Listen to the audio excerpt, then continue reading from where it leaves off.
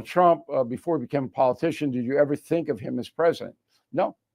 My line was at a Knick game, he said, I might run for president. I go, what country? Bolivia needs somebody? I had no idea. He proved me wrong. Whoa. And there was a letter that says, hey, you're invited to speak over in Beijing to the communists, but colleges won't invite you to speak in America. And that's true. They're afraid of me because they don't want the radical crazies to do what they would inevitably do. They can't control their campuses. So I can speak in Beijing under the most, stringent surveillance state in the world, but I can't go and talk at any college in America. Okay, Father's Day, June 15th. Best gift is membership to BillO'Reilly.com. I don't know if you don't signing up here, Concierge or Premium membership. Boy, oh boy, this helps. And you get free book, any book you want. You get the book that's coming out in September, Confronting Evil, all of my killing books, anyone you want free with a membership. And that is a great gift for Dad or Granddad. And if you really like Dad or Granddad, you get them all the books. You get a bundle. So all 13 killing books plus Confronting the Presidents. And that is a fantastic book. And it'll keep Dad quiet for a long time. I think I drove my son crazy on the trip because as a father, you want to teach him and guide him. And I think I drove him nuts. So word of the day, do not be obtuse. I know a lot of obtuse people. O-B-T-U-S-C, obtuse. Back with a final thought. I'm going to fill you in on some of the other vacation highlights. In a moment, something you might not know. Prescription drugs in America cost way too much, as you know, especially compared to other countries. That's because Big Pharma sets the rules and makes us pay the price. Thankfully, President Trump has just signed a new executive order to lower those prices, but change takes time. So All Family Pharmacy is stepping up and offering 20% off all meds, no insurance needed, now through June 30th. Get more than 200 essential medications, including your daily maintenance meds, antibiotics, ivermectin, and methylene blue. All orders include a doctor's prescription and ship right to your door. Please visit allfamilypharmacy.com/bill. Use code BILL20 for 20% off all medications. That's allfamilypharmacy.com/bill. Code BILL20 for 20% off. Take control, save money, make America healthy. Start your summer with a weekend showdown. Shohei Ohtani and the Los Angeles Dodgers roll into Busch Stadium June 6th through the 8th. Be there Friday for a cool new promo, the first ever Cardinals neck fan. Perfect for hot game days. Then on Sunday, young fans 15 and under take home a Rawlings Kids glove. It's a weekend of big matchups and big giveaways. Get your tickets now at cardinals.com/promotions. This is Mason Wynn, St. Louis Cardinals for the Lou. Hey parents, looking for something fun and unforgettable to do with the kids? Bring the whole family to a Cardinals game at Busch Stadium. From kid-friendly activities and giveaways to awesome promotions like Kids Run the Bases. Your little ones will have a blast, and so will you. Check out Family Sundays, presented by Smithfield, where select tickets include a free jumbo hot dog and soda. There's nothing like sharing the magic of Cardinals baseball together. Make your memories this summer at Busch Stadium. Tickets are available at cardinals.com. Now the O'Reilly Update brings you something you might not know. 9 years ago today, one of the greatest athletes of all time died after a 3-decade struggle with Parkinson's disease. His death ended a controversial life that spanned from the boxing ring to the civil rights movement. Here is the story of Muhammad Ali. Born Cassius Clay in Louisville, Kentucky, the loquacious young man became the world heavyweight boxing champion after defeating Sonny Liston in 1964. The 22-year-old soon joined the Nation of Islam, changing his name to Muhammad from Cassius. The move bitterly divided sports fans at the time. Ali successfully defended his title 6 times, including a rematch with Liston. In 1967, at the height of the Vietnam War, the champ was drafted to serve in the Army, but he refused to go. Said Ali, quote, "Why should they ask me to put on a uniform and go 10,000 miles from home and drop bombs and bullets on brown people in Vietnam while so-called Negro people in Louisville are treated like dogs and denied simple human rights, unquote. Well, Muhammad Ali was soon convicted of draft evasion, sentenced to 5 years, fined $10,000, stripped of his title, banned from boxing for 3 years. He avoided prison time while the Supreme Court weighed his appeal. In 1971, the judges sided with Muhammad Ali, supporting his claim that he refused to join the army for religious reasons. Muhammad returned to boxing, soon became the only 3-time heavyweight champion in history. He then retired in 1979, but took an enormous amount of punishment over all those years. 3 years later, he confirmed his diagnosis of Parkinson's. Ali battled the disease in public, often appearing at events with trembling hands and a shuffling gait. He spoke in a whisper. Ali died on June 3rd, 2016, at his home in Arizona. He was 74. For more amazing stories about Muhammad Ali, please check out my best-selling book, Killing the Legends. Back after these messages. Crime at an all-time high, so you might already own a firearm, but less lethal options can avoid the financial and mental repercussions of pulling the trigger of a gun. Like Byrna's less lethal launchers, designed to incapacitate attackers with tear gas and kinetic ammunition. Even better, Byrna just announced their all-new compact launcher. It's the same size as a smartphone, fires at 400 feet per second to deliver a hit like a sledgehammer. The compact launcher pairs maximum concealability with maximum force. Plus, more than 80% of its components are sourced right here in the USA and hand-assembled in Fort Wayne, Indiana. Byrna is legal in all 50 states, requires no background checks, can be shipped to your door and trusted by police departments and government agencies worldwide. So please visit Byrna.com today. That's BYRNA.com. Thank you for listening to the O'Reilly Update. I am Bill O'Reilly. For more news and honest analysis, please go to BillO'Reilly.com. No spin, just facts, and always looking out for you. News Talk STL. KLGY HD3 Clayton, K270BW Belfast, KNBS Bowling Green. This is News Talk STL at 1019, 94.1, and always streaming at newstalkstl.com. Breaking news this hour from townhall.com. I'm Keith Peters in Washington. Republicans are gearing up to pass the president's big, beautiful bill, which includes sweeping tax cuts and a rollback of social services like Medicaid. More from reporter Bernie Bennett. A handful of Senate Republicans have expressed concerns about the bill's proposed cuts. Republican Kentucky Senator Rand Paul threw cold water on the plan. He argued the proposal's spending cuts and tax breaks in the massive bill will only balloon the federal deficit. On Truth Social, President Donald Trump went after Paul, arguing that if he joins Democrats to block the bill, the great people of Kentucky will never forgive him. On Monday, Senate Majority Leader John Thune pledged to get to work. Bernie Bennett in Washington. In other news, the wife and 5 children of a man accused of throwing Molotov cocktails at demonstrators in Boulder are being taken into custody. Homeland Security Secretary Kristi Noem made the announcement Tuesday in a post on X. Authorities say Mohammed Sabri Solomon, an Egyptian who had been living in the U.S. illegally, threw 2 Molotov cocktails at supporters of Israel during Sunday's attack in which he yelled, "Free Palestine." Authorities say the 2 incendiary devices he threw at the weekly demonstration injured more than half of the roughly 20 participants. A Russian attack has targeted the Ukrainian city of Sumy, killing at least 3 people, leaving many injured. On his Telegram page, Ukraine's Volodymyr Zelensky denounced the assault, saying it underscores Moscow has no intention of halting the 3-year war. Zelensky adds one of the rockets pierced through a wall of an apartment and didn't explode.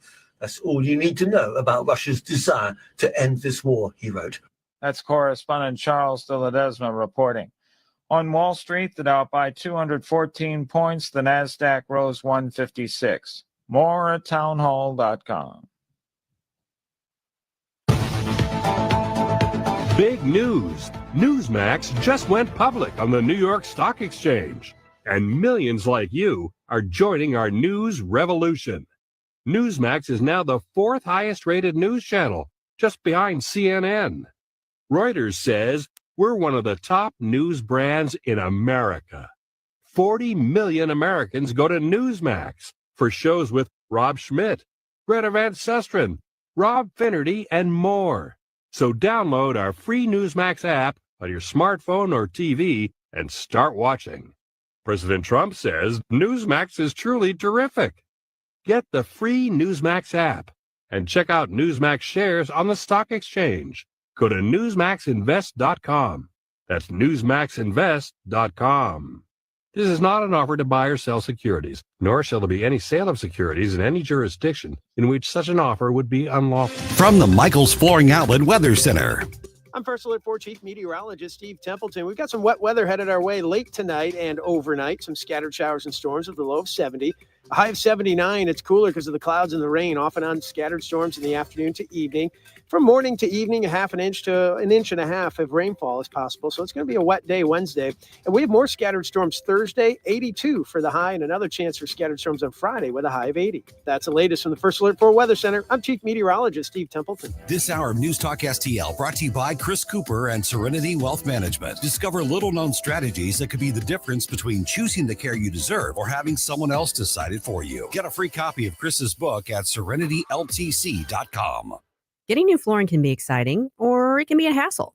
To make sure you have a great experience, use Michael's Flooring, like I did. Hi, it's Susie Moore, and Michael's Flooring has become my go-to for quality, variety, and an all-around great experience. They've been locally owned and operated for more than 30 years. Carpet, hardwood, laminate, ceramic tile, natural stone, luxury vinyl, it doesn't matter. Michael's Flooring is ready to help.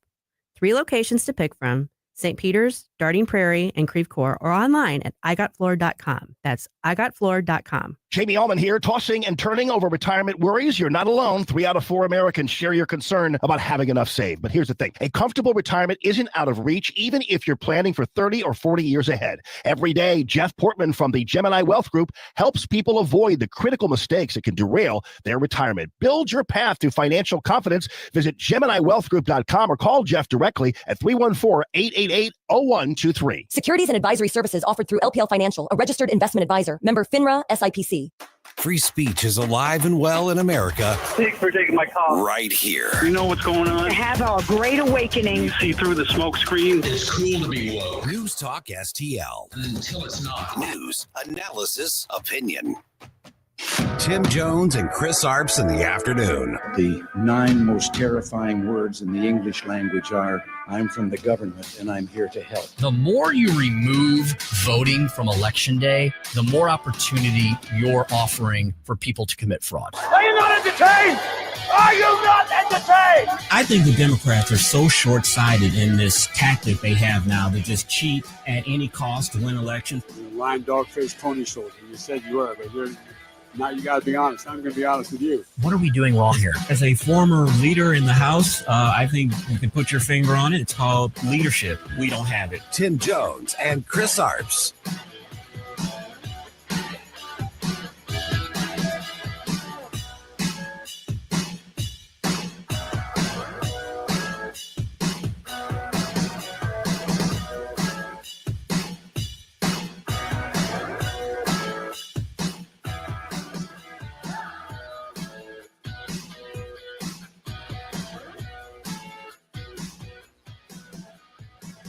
The wife and all 5 children of Boulder terror suspect Mohammed Salman have been arrested by ICE and HSI.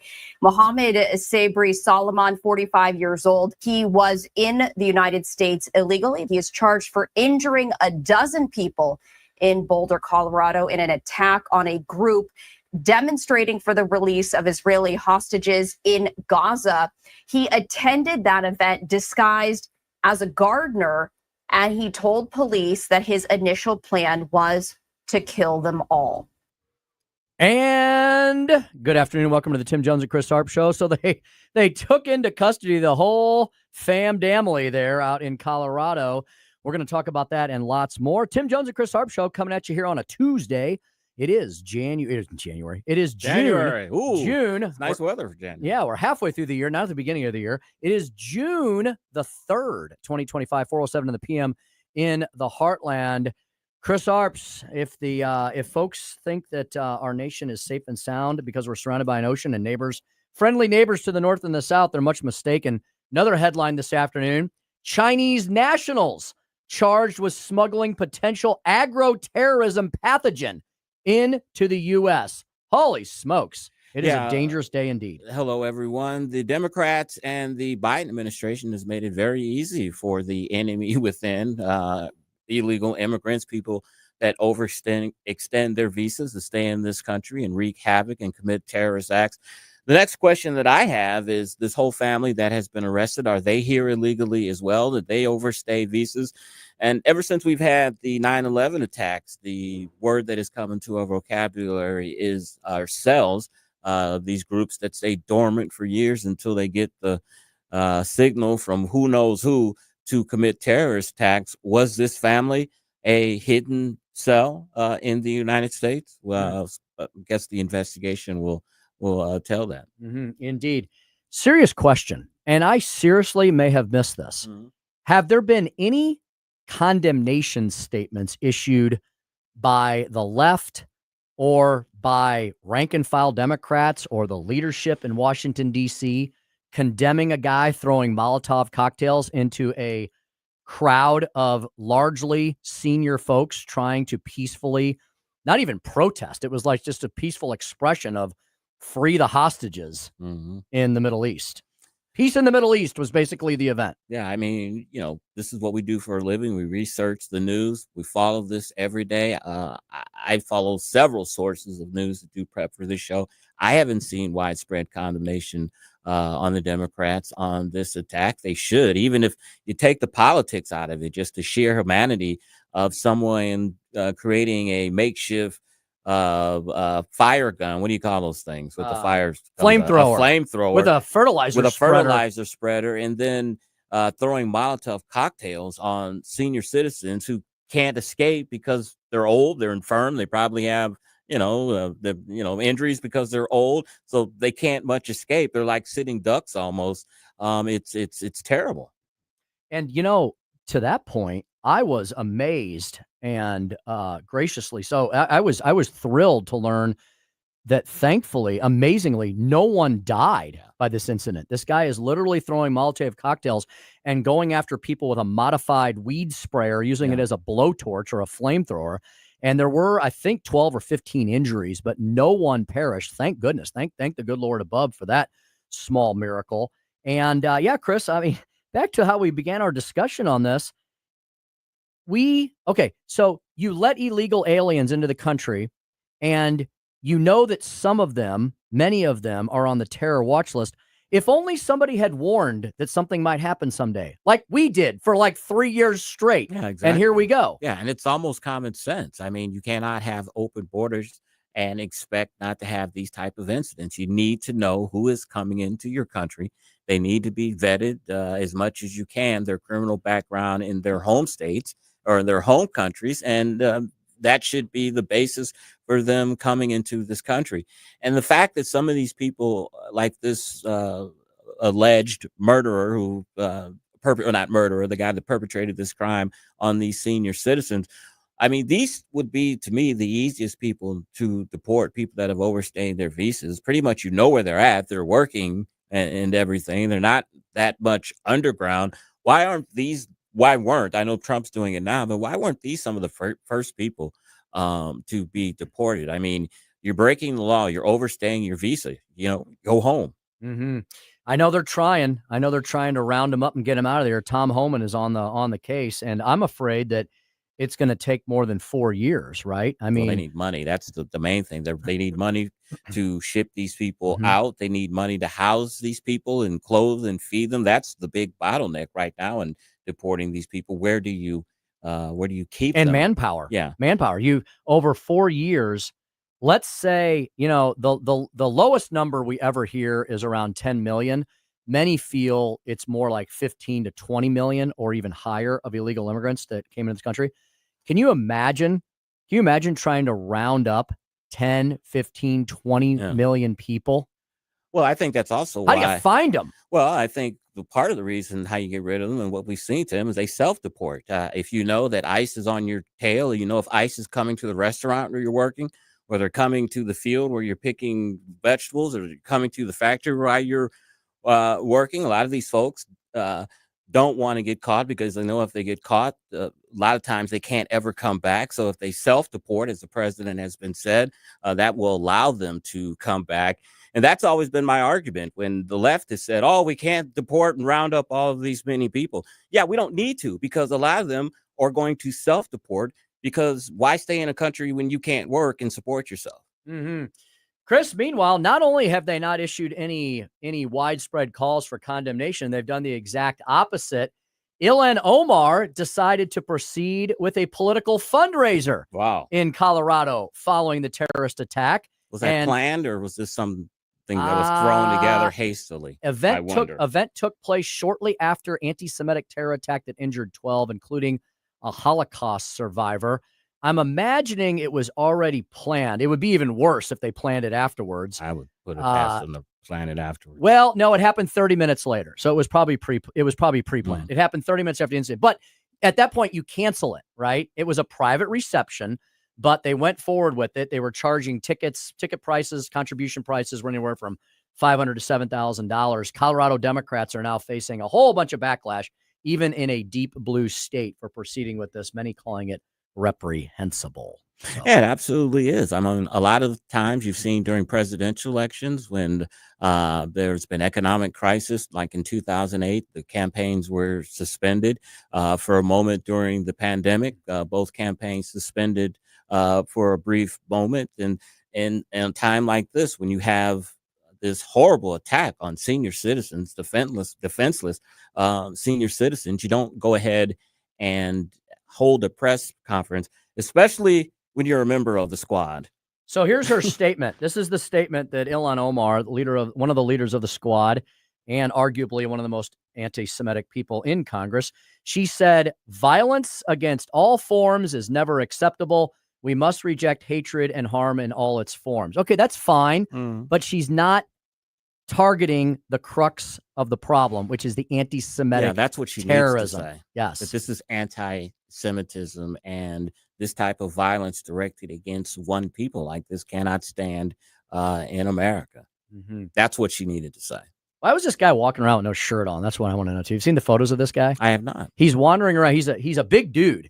He's a big dude, and the photos that have gone viral are him walking around in a pair of blue jeans, no shirt, sunglasses, carrying this fertilizer spreader. I guess he wanted to look macho. He doesn't. He doesn't look macho. He doesn't even look as good as Vladimir Putin on the horse from back in the day. That's a tough standard there. High bar. Indeed. All right, we'll get back to that later in the program. Jefferson City, meanwhile, here on the home front, is engaged in a special session, many calling it a not so special session, involving a proposed plan by the governor to give away over $1 billion of taxpayer funds to the Chiefs and the Royals.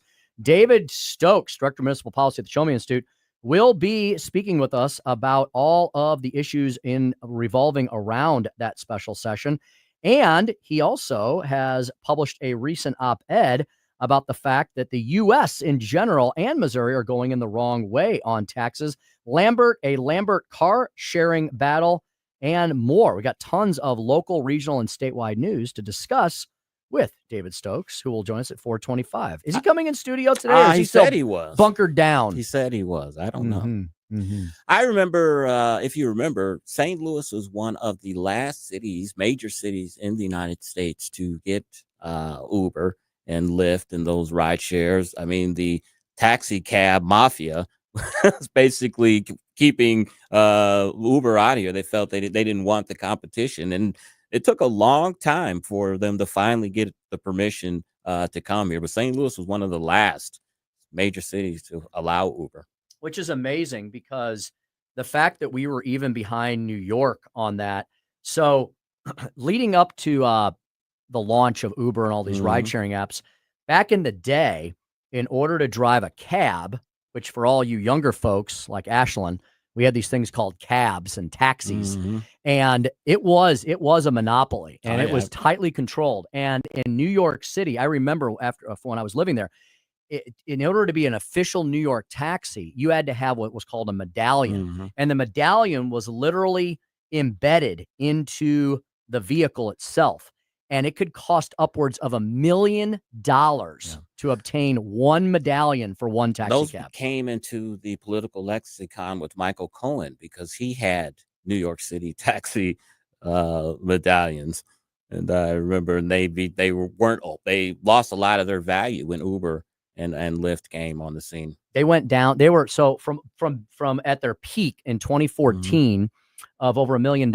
They eventually plunged all the way down to around 150,000. So they lost 90% of their value. I don't even know if they exist anymore. I haven't been to New York since around 2019, so I'm not even sure how prevalent the yellow cabs are these days. I'm familiar with the taxi cab situation here. When I worked at the St. Louis County Council in like 2002, there was a lot of controversy about taxi cabs and how it was kind of a monopoly.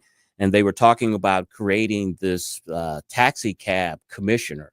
And my name was bandied about to do that. I was working for a county councilman at the time. They ended up hiring somebody else when the guy found out I was Republican. He was like, "Oh, I didn't know I was black working at the council." So he just automatically figured, sure, he was a Democrat. He loved me and everything.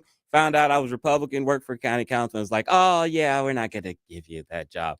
But back then it was just a monopoly, and there was like 2 or 3 cab companies, and they didn't want any other companies coming in. It was a big monopoly. And now I remember, the big controversy was county cabs couldn't go into the city, That's and right. city cabs couldn't go into the county. That's right. I remember that. Remember that? Yeah. Weren't they the red? They were red. Like, Red there and was white like was St. red Louis and County. red and white cabs Yeah. in the county. Those are the St. Louis County. Yeah. What did we have in the city? The typical They had yellow ones? cab, and then Okay. there was a bunch of cabs. At one time, there was a whole bunch of them, but yeah, they couldn't go back and forth. Yeah, amazing that those medallions, which, taxis used all over the country, but the New York medallion, one of the most famous, costing over $1 million, now basically worthless now that technology has, and you know what I read the other day? The driverless. I was just about to say driverless vehicles. Yeah. Did you know that I didn't know they were, I've seen them. I finally saw them when I was out in Scottsdale, Arizona. We're driving down the street. I look over and there's this vehicle that looks like it's something out of Back to the Future. It's got these sensors and these things that are spinning on top. I guess that was a GPS rotor. Yeah. And there's ones on each corner of the vehicle. They have 2 in the front, 2 in the back, 1 on the top, 1 on the front hood, 1 on the back. I guess so the darn thing doesn't wreck or anything.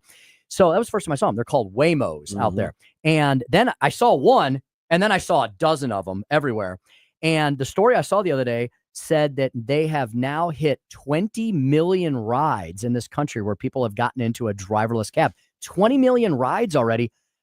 It's the wave of the future. Yeah, they're in certain cities, test cities. St. Louis is not one of them, of course. We wouldn't expect that. But I don't think I'll ever get used to something like that, just not having control, sitting in the back seat and watching the steering wheel turn and all that. And I can't stop it. If there was like a big, gigantic brake in the back where I can just like pull that thing, like stop, I don't know. But I don't think I'll ever be comfortable with losing that much control of steering and the car. This was a nice car too. I know Tesla has a ton of them, but the one that I was behind, I followed it for a while because it was going the same place I was.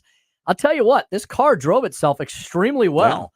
Yeah. And there was even a person trying to cross the street and the vehicle stopped like it knew, because I guess it's got sensors all over the place and probably GPS guidance as well. And it did a really nice job, but it was like it was a fancy car. It was either a Porsche or a Jaguar. And then they got the Teslas outfitted. So they're not going cheap on these driverless cabs either. Pretty impressive. Wave of the future. Yeah, it is a wave of the future, especially when other cars have those sensors around them as well. And the cars can communicate when they get too close to each other to avoid wrecks. But still, I will be long dead and worm food by the time it's perfected to the point where people just get in, hop in, let something else drive for them, and don't give it a second thought. Well, I won't be here. We'll talk a little car sharing with David Stokes at 425 in addition to the special session, in addition to his newly published op-ed on taxation. Yeah, David, very busy guy these days, and he'll share some of that awesome knowledge with us at 425. At 445, Chris, we'll have Chris's Corner. Yeah, I forgot what the topic was, but it's very interesting. So stay tuned. At 507, the speaker's stump speech, The Dawning of America's Golden Age. I found a really neat piece by one of our favorite folks, Dr. Kevin Roberts, who is now the president of the Heritage Foundation. We interview a lot of Heritage folks. He wrote a really neat little piece called The Dawning of America's Golden Age. Why is it the Golden Age? You'll find out at 507. And a guy who is, we think, is part of our Golden Age, Dr. Randy Tobler, host of the Randy Tobler Show. He will join us at 525. We can ask Doc about this brand new story that just came out. We'll ask Doc if he knows what agro-terrorism pathogens are and why the Chinese would be trying to invade our country with them. Let me ask you guys before we go to break quickly. Do you guys know how you can tell that it's getting warm in St. Louis, that summer's almost here? No, I was going to say something filthy, but no. Tim, do you know how you know that it's Swamp getting ass warm is and what I was summer's going to almost say, here? and I said I'm not going to say swamp ass on the air, not even twice. Short sleeves instead of long sleeves? No, when you go on the Post-Dispatch, you read headlines that say, man shot in alley in St. Louis's second killing of the day. There you go. That's how you know. At least they're keeping count. Yeah. So when it starts warming up, people get violent. It's Hot just time. it's like night and day. It is indeed. All right, Chris and I will be back in just a moment. We're going to talk to David Stokes and Dr. Randy Tobler. 424 and 524, 545. We'll wrap things up and hand you off to Larry Connors USA. All that and more straight ahead. Tim Jones and Chris Arps Show, 1019 94.1 News Talk STL. Let's stay together, loving you well. It's the Tim Jones and Chris Arps Show.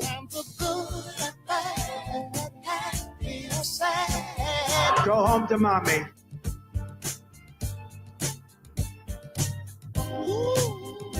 From the Michaels Flooring Outlet Weather Center. I'm First Alert 4 Chief Meteorologist Steve Templeton. We've got some wet weather headed our way late tonight and overnight. Some scattered showers and storms with a low of 70. A high of 79. It's cooler because of the clouds and the rain, off and on scattered storms in the afternoon to evening. From morning to evening, a half an inch to an inch and a half of rainfall is possible. So it's going to be a wet day Wednesday. And we have more scattered storms Thursday, 82 for the high, and another chance for scattered storms on Friday with a high of 80. That's the latest from the First Alert 4 Weather Center. I'm Chief Meteorologist Steve Templeton. If you have a phone, you have a radio. Download the all-new News Talk STL app. Love the all-new News Talk STL app. On my way to work in the morning. Usually I'm in the car. I listen on the app in my car every morning going to work. Download the News Talk STL app and listen anytime, anywhere. Hey, are you looking for a bank that's strong, stable, and actually cares about you? I've been telling you for a long time now about Royal Banks of Missouri. They are the answer. Royal Banks has been locally owned here in St. Louis since 1964, and they have some of the highest financial ratings in St. Louis for stability and strength. 17 locations across the metro, even up in Rawls County and in Hannibal, across the river in Jerseyville and Granite City. They also have 2 locations in St. Charles. Over 200 free ATMs across the Midwest. Wherever you are, Royal Banks is there right with you. You need banking on your schedule? They have their interactive teller machines. I love those. They will connect you with a real banker live weekdays until 7 p.m. Saturdays too. Whether you're looking for an auto loan, a mortgage, mobile banking, or wealth management, Royal Banks delivers it all with real hometown service you can feel. Don't settle for less.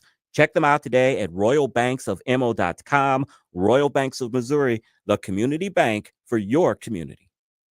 Chris Arps here, and after Becky and I leave church on Sunday, we head down the street to Capriotti's to grab a classic meatball sub. And of course, for dessert, I get a giant chocolate chip cookie. I love Capriotti's, and you will too. On Manchester at McKnight in Rock Hill. Hey, Jamie Allman here for the Great Window World. You know, just over the last 20 years of Window World being in St. Louis, they've improved the look and thermal efficiency of more than 76,000 customers in St. Louis. Plus, Window World windows come with a lifetime warranty that covers all parts, glass breakage, and labor. And now Window World is now offering 36 months, same as cash financing, with approved credit. Call them today at 314-993-1800, 314-993-1800.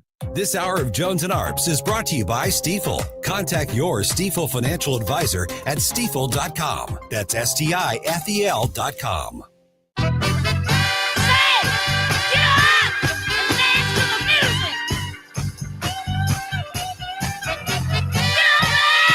It's the Tim Jones and Chris Arps Show.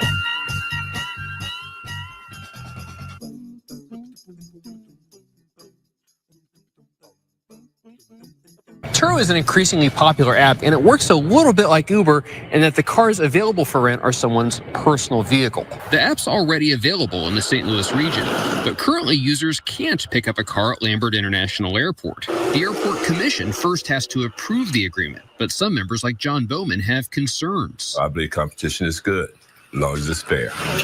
Bowman worries the agreement would give Turo an edge over traditional rental companies like Enterprise, since Turo customers would get to skip the shuttles to pick up their vehicles. 427 on the Tim Jones and Chris Arps Show, and our next guest is on the line, and we're ready to talk to him. David Stokes over at the Show Me Institute. In high school, you talk about spike. I had a very short spike. It was I like knew there's some spike somewhere in that It stuff. wasn't very punky. It was more Leave It to Beaver-ish, maybe. David Stokes, how are you, my friend? Good afternoon, gentlemen. Good to talk to you. David, before we get started, you've been in politics a long time, and you know the old political trick that happens when a candidate, they have a debate and one candidate doesn't show up, and they'll put like a sign on a chair or something with his name on her picture. You're familiar with that, right? I've seen it. I've been that empty chair many times in my life. Well, you're that empty chair today, my friend, because I've got a chair here with your name on it, David Stokes, because you promised us last week that you were coming in. Tim and I are both very, very disappointed. I promised I'd be coming in once my car is repaired. All these caveats. It still has tornado damage, so I'm limited to very, very short trips around the house per se, and driving back in rush hour. I need my car fully fixed before I make that. Once it's fixed, I will be in. But you got an image to upkeep or something? You can't be seen in a hail beaten down car or what? No, there's parts of it that you only want to drive it right now. Like short jaunts around the neighborhood at slow miles per hour. All right. Speaking of traveling and of cars, David, you heard that clip there. There's some controversy at the airport regarding taxi cabs and ride sharing services. Can you fill us in, sir? Absolutely, and I love talking about this topic, and whether it be the dispute between hotels and Airbnbs and VRBOs, or from a decade ago, the dispute between the Taxi Cab Commission and Lyft and Uber. It's all about the controversy that arises, and I'm trying to be fair to everybody here. When new technology allows for services to be provided in a new way, and old entrenched interests who are operating similar services under old ways, oftentimes with their own special fees or taxes they have to pay, they're just trying to, at worst, protect their own interest. At best, just make sure the playing field is level. And I think we have a little bit of both here in this case, which is this sort of peer-to-peer, like an Airbnb for cars, really, which may sound a little weird, but that's what it is. You can just rent somebody else's. If somebody's going to go to New York for a week and you're in New York and coming to St. Louis for a week, you'll just leave each other's cars in the airport or wherever to trade for the week, and save a little money on that way compared to renting a car. So that's what it's about. It's very interesting, and I certainly think it should be allowed. And of course, it is allowed in most places. There's no way you could ban this from happening. But you can ban it, apparently, from certain municipal-owned places, in this case, the airport. And the dispute is that the airport itself has reached an agreement with this company, Turo, and I think it's a pretty good agreement. I think it's an agreement that largely treats Turo very similarly to the rental car companies that operate out of Lambert. And I think that's fair, and I think that's important. And in the clip coming in, when one of the commissioners said, excuse me, they'd have an advantage because they wouldn't have to ride a shuttle to the offsite locations. Well, I think that's a real stretch. That's a very, very minor advantage. Those shuttles are not particularly far. If you've ever been to the Denver airport, it's like a half-hour ride from the airport to the car rental places. It's nothing like that here. So I like the agreement that the airport reached, where Turo agreed to pay the same basic tax that all the rental car agencies pay, and that people who just choose to park in the parking lots for their Turo app cars, they have to pay the parking garage fees. So I think this is very reasonable, and I'm totally in agreement with the rental car companies that the playing field should be level. I always thought that way with Uber, Airbnb, VRBO, whatever it is. They need to be allowed, and I was radically opposed to entrenched interest designed to always keep them out. But from a tax purpose, they should be largely treated similarly. And I think the airport agreement was good. And to see the members of the Board of Aldermen pushing back on the airport's agreement and say, no, we want to ban them completely, I think that's going way, way, way too far. So Board of Aldermen bill, way too far. Airport negotiations so far to this point, I think is very fair and reasonable. Mm. And David, doesn't and this... final thing is, unlike Uber and Airbnb, I've never used a Turo. I don't know if I will. I've used the other things frequently, as many people have. So I don't have a personal experience with Turo. Maybe one day I'll give it a whirl. I remember what it was. To my nephew in Dallas has a Turo, has one of those motorcycle car-like things, and he has that on Turo and rents it out to people. Okay, David, and this your conversation and discussion there proves that when it comes to issues like this, they don't necessarily break down along political or philosophical lines. Right now, in this situation, we're talking about the Democratic dominated St. Louis Board of Aldermen. David, we've seen situations in red states, red cities that have been opposed to this. This comes down to where you are on the free market, right? That's where it philosophically generally comes down. It does, and there are plenty. I wish there were more, but there are plenty of liberals and progressives who do believe in the free market. They just might agree that the regulation of it should be a little more, the taxes should be a little bit more than we do, but they believe in the free market. And that's what you have here. It's like, do you believe in this new technology for this new business to operate, or do you want to support the old legislation designed to protect entrenched interests? And I'm not suggesting in this case that the rental car companies themselves are acting like entrenched interests, as opposed to, say, the taxi cab industry a decade ago, when they were literally seeking to block Uber and Lyft from operating in the city of St. Louis or St. Louis County. They were saying, you got to ban them. The rental car companies do not appear to be going anywhere that far here. I don't know that it's the rental car companies pushing this ban by the Board of Aldermen. Maybe it is. That's sort of more inside politics stuff that I don't get into. I hope not.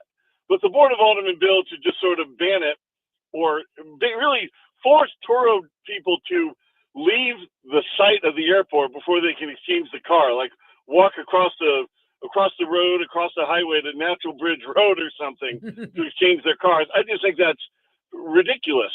What the airport staff, not the airport commission yet, but what airport staff negotiated, I think is a very fair agreement. And that's why the airport director herself is opposed to the Board of Aldermen bill.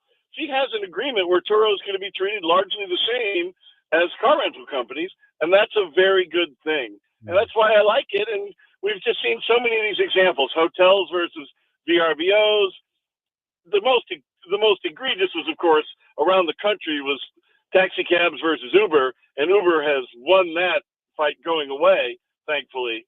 But you see these disputes a million different ways, whether it's occupational licensing or all sorts of things. It's that once you have an entrenched interest, people fight to protect it. And I guess that's human nature, but it doesn't have to be mandated by law. And it certainly shouldn't be used to prevent adoption of new technology. Speaking with David Stokes, Director of Municipal Policy at the Show Me Institute. David, speaking of taxes, you've written recently an op-ed saying the U.S. and Missouri are going in the wrong direction on taxes.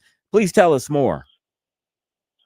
Well, I think that was the title that the Post picked, and that's fine.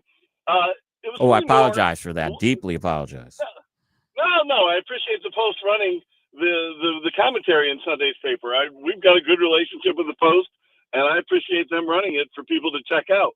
But it just talked about how so many of the tax breaks we see now, too many of them are really sort of targeted towards interest groups, whether they be powerful and special interests or maybe smaller, less powerful ones. But it really hurts I want to be moving in the direction of broad-based tax reform for everybody and targeted tax breaks for some, be it, and I used in the op-ed a number of state, federal, and local examples, including no taxes on tips, no taxes on overtime, increases in the deduction for state and local tax or SALT deductions at federal tax law, senior property tax freezes, or at the state when we just eliminated the sales tax on diapers and feminine products. Look, I've got kids. I used to buy diapers. I know what it's like. But, you know, all these targeted tax breaks, sure, they benefit some people, but they just have the effect of increasing the eventual tax burden on the products that aren't taxed or on the income that isn't taxed. And I really don't like, I want to move in a general broad-based tax reform of lowering taxes for all, not going in this direction of we're going to make a special decision here and we'll reward this group there, like no taxes for tips or senior property tax freezes. That benefits some people in some cases. I'm more interested in benefiting all people in many more cases. And that's the point of the op-ed, and I'm happy to get more specific about any example I picked for you guys. What's your thoughts on the child tax credit? Well, of course, as somebody with children, I have accepted it in my life. It's not like I told the accountant, don't take it. It's not like I told the accountant, don't check that box. But, right. So we have all these things, and some of them are good, meaning even targeted tax. Like we all like the deduction that you can give to your IRA or the tax benefit to your 401k. Look, we want to be encouraging certain behaviors, and that can be very beneficial. And widespread popular tax deductions like the homeowner's tax credit or the child tax credit. You know, lots of people use them, and they're very popular. Yeah. Would I prefer to live in a world where they were all completely eliminated and the rates were dramatically lower for everybody? Yes, I would. But that's not going to happen. And I'm trying to deal with reality here. So I guess I'm pushing back against going even further in that direction. And it's a fair point that I think you're making here, which is that, you know, some of these targeted tax breaks are very popular and common and beneficial. And that's true. But I don't think it means we need to keep going down that road. I want to, be it no sales tax on diapers or no tax on tips. I mean, I think all these things are going to be, I know that there's harms to these types of targeted tax cuts that get overlooked as people sing the praises of how politicians are going to help you.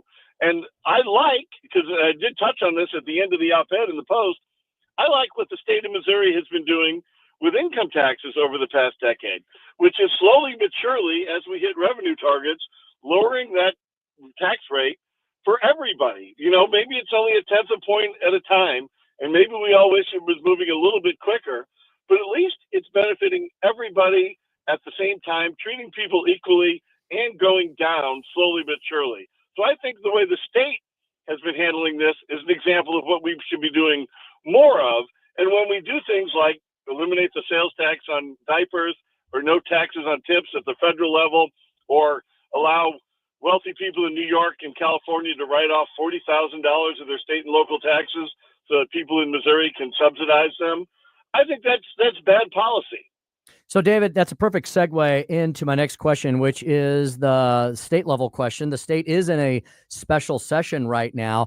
David, I know Patrick Tuohy was up testifying against the gigantic multi-billion-dollar boondoggle bailout for the sports team owners. But, David, you know, as you know, and as I know, governors generally get their way in special sessions, but they're willing to make deals. So, David, let's just say, for argument's sake, hypothetically, that the governor gets his way on the stadium funding deal. What could they do to make that bill better? And secondly, what I'm hearing from some of the conservatives is they're going to extract some pounds of flesh from the governor on this, and they're going to require something like statewide property tax relief or reform and a promise to continue to cut the income tax next year. What are your thoughts as to all of that?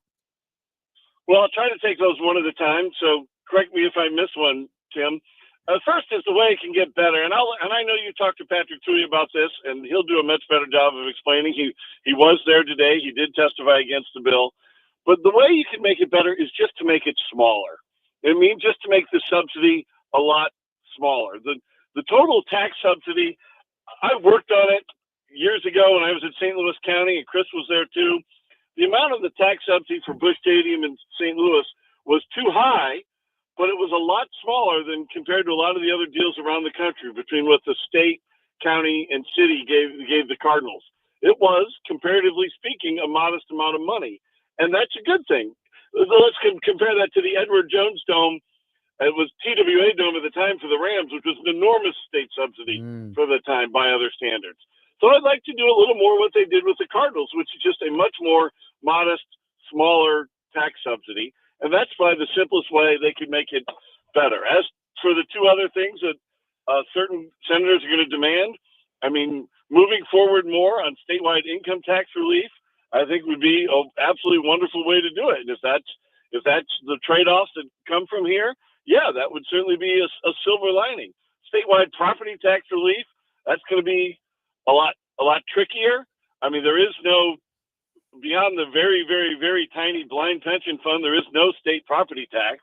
So, the state tried property tax reform with the senior property tax freeze, and while it's certainly proving popular, it's not good public policy.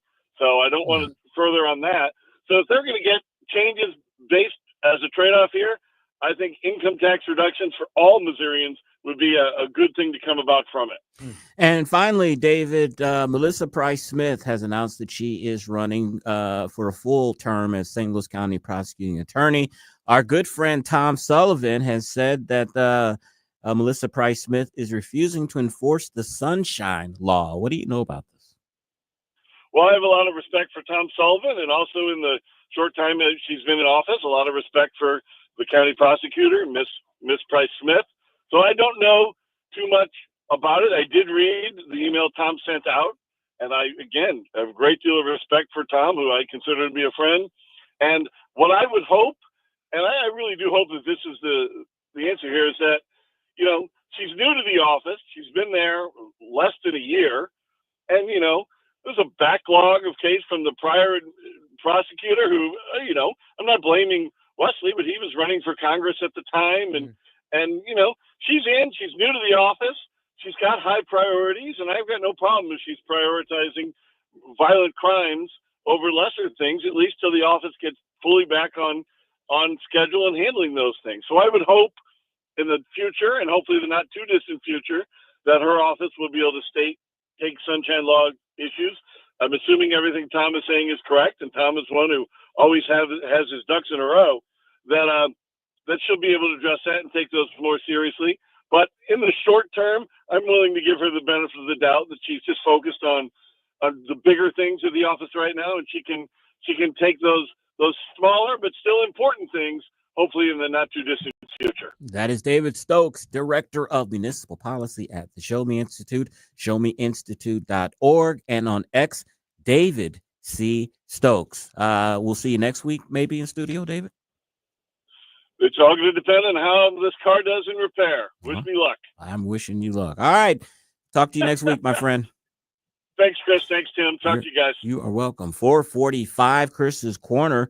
Democrats always say they have not had a new idea in 60 years.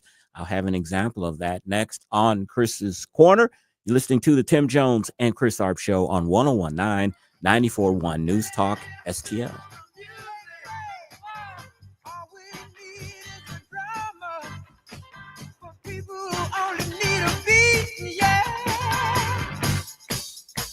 You're listening to Tim Jones and Chris Arps. No, I'm just getting warmed up.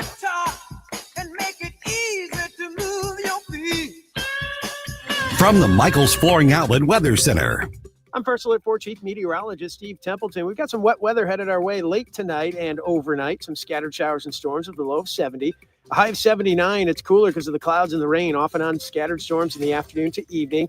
From morning to evening, a half an inch to an inch and a half of rainfall is possible. So it's going to be a wet day Wednesday. And we have more scattered storms Thursday, 82 for the high, and another chance for scattered storms on Friday with a high of 80. That's the latest from the First Alert 4 Weather Center. I'm Chief Meteorologist Steve Temple. 1019 and 94.1 News Talk STL, live and local. Listen to what those local folks are telling you. News Talk STL. Are you in need of an awesome company run by fantastic folks to clean up the mess that is very likely in your backyard or at your business due to all of the severe spring and early summer storms? That would be Hanson's Tree Service, hansonstree.com. That's hansonstree.com. Chad Hanson and the gang over at Hanson's Tree Service standing by to assist you today to prove that point. If you go to hansonstree.com right now, you will see they have their emergency service number, which during business hours is the business office line. So you only have to find one number to call Hanson's, whether you need them in the middle of the night, on the weekend, or any time during regular business hours. 636-379-1830. If you're driving and can't write that down, just remember hansonstree.com. When you go to that website, you can book an appointment. You can book a tree inspection. Very important time of year to have your trees inspected before we get into the very I promise you, the rain's going to eventually stop. It's going to be very hot. It's going to be very humid. That puts a lot of stress on some of the biggest assets you have besides your home and your vehicles. That would be your trees and your shrubs and everything you've done to beautify your property, whether it be residential or commercial. Have that tree inspection done. Ordering mulch online is extremely easy at hansonstree.com. You can buy it in bulk. They have free delivery for most areas in the metro. Hassle-free estimates are available. You can apply for 6 months, same as cash financing, make payments, and so much more.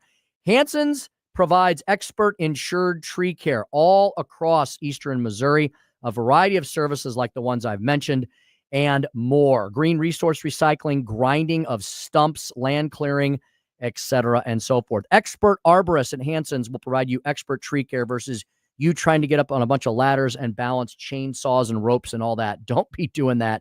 Let the experts of Hanson's beautify, clean up, spruce up your home or your business. hansonstree.com. That's hansonstree.com. Hey, Mike Ferguson here. And for nearly 40 years, Nutrition Stop has been St. Peter's trusted source for natural living. They've got a great, knowledgeable staff offering more than just products.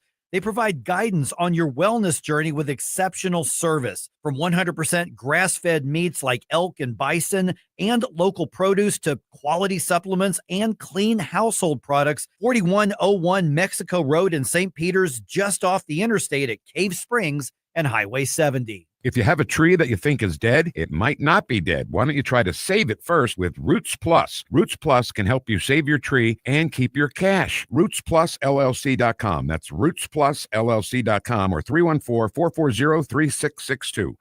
Hi, Kirk Hilsinger here, and I'm the new chairman of the St. Louis Republican Central Committee. I invite you to our meetings that take place the first Thursday of every month at 3710 Hampton Avenue. You can stay connected with us to learn more about how you can get involved, make your voice heard, and contribute to our shared goals. Together, we can make a difference in the city of St. Louis and the state of Missouri. For more info, visit our new website at stl-gop.com. That's stl-gop.com. Paid for by St. Louis City Republican PAC. Curtis Farber, Treasurer. Mike Ferguson in the morning. Okay, don't get your hopes up, but on Wednesday, we're going to talk about the possibility of politicians in Washington following through on campaign promises. Mornings starting at 5:30 on News Talk STL. This hour of Jones and Arps is brought to you by Stifel. Contact your Stifel financial advisor at stifel.com. That's STIFEL.com.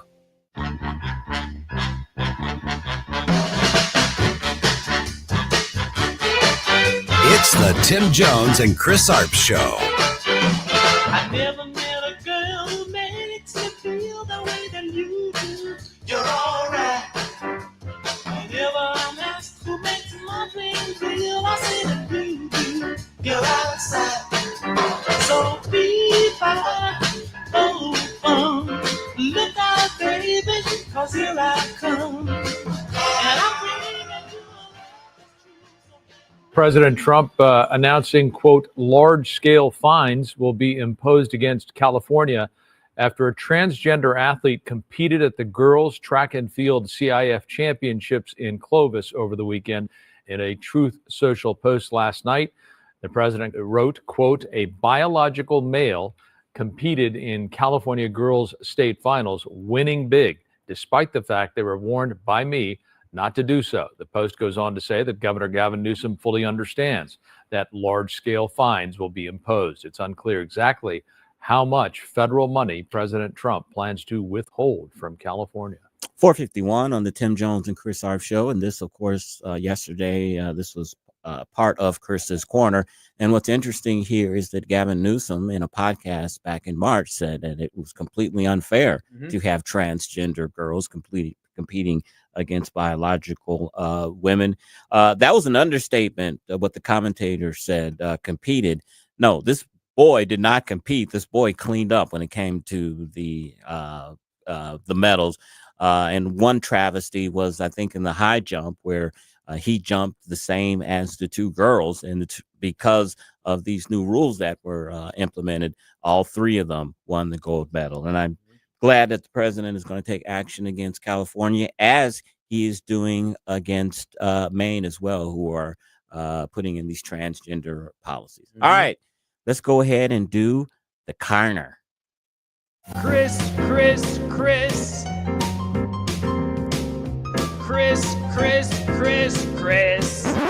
And if you don't know, now you know. And now, Chris's Corner. I've always said, the Democrats, they have not had a new idea in a long time. Their slogans are, hey, go away, or no justice, no peace. Here's something that they're doing. We've heard of the new slogan that they're using, which is taco, when it concerns President and his Trump and his tariff actions, which stands for Trump always chickens out. Well, the DNC has rented a truck, and they have parked that truck outside of the RNC headquarters. The truck features a graphic of Trump in a chicken suit and is serving free tacos. It was serving free tacos until 2 p.m. J.D. Vance responding on X, he said, "We have the lamest opposition in American history." I agree with that 100%, Mr. Vice President.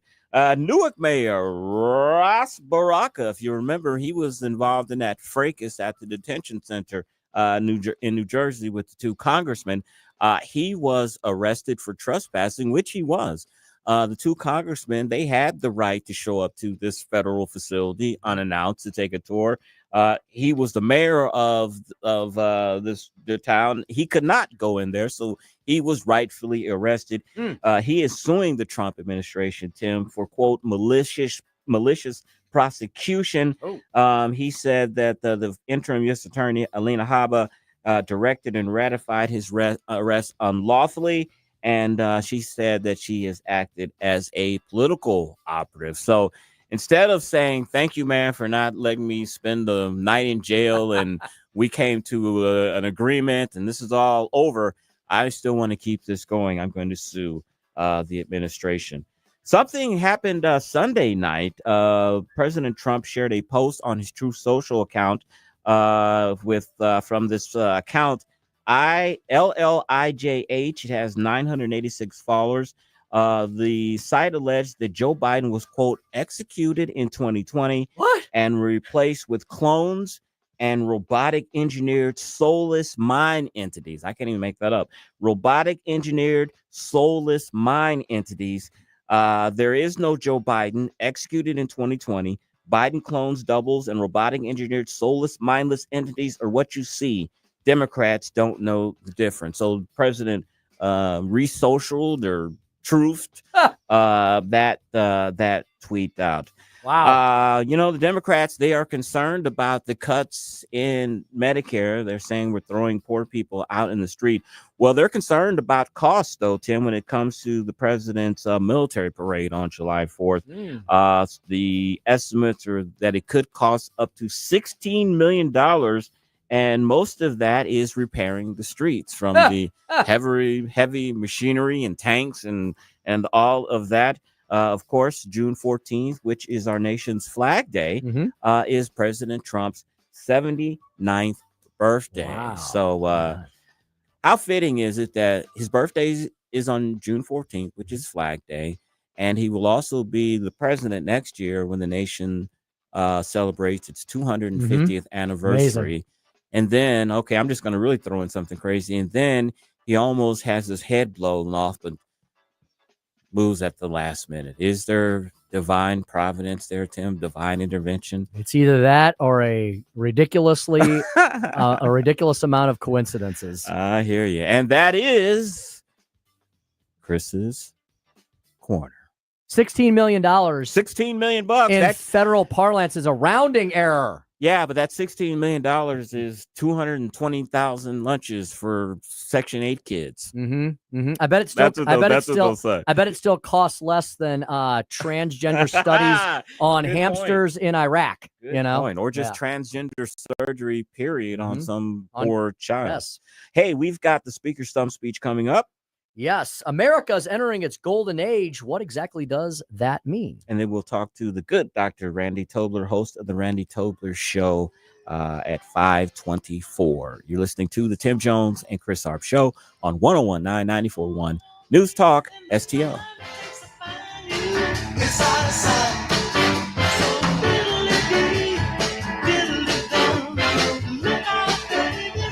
You're listening to Tim Jones.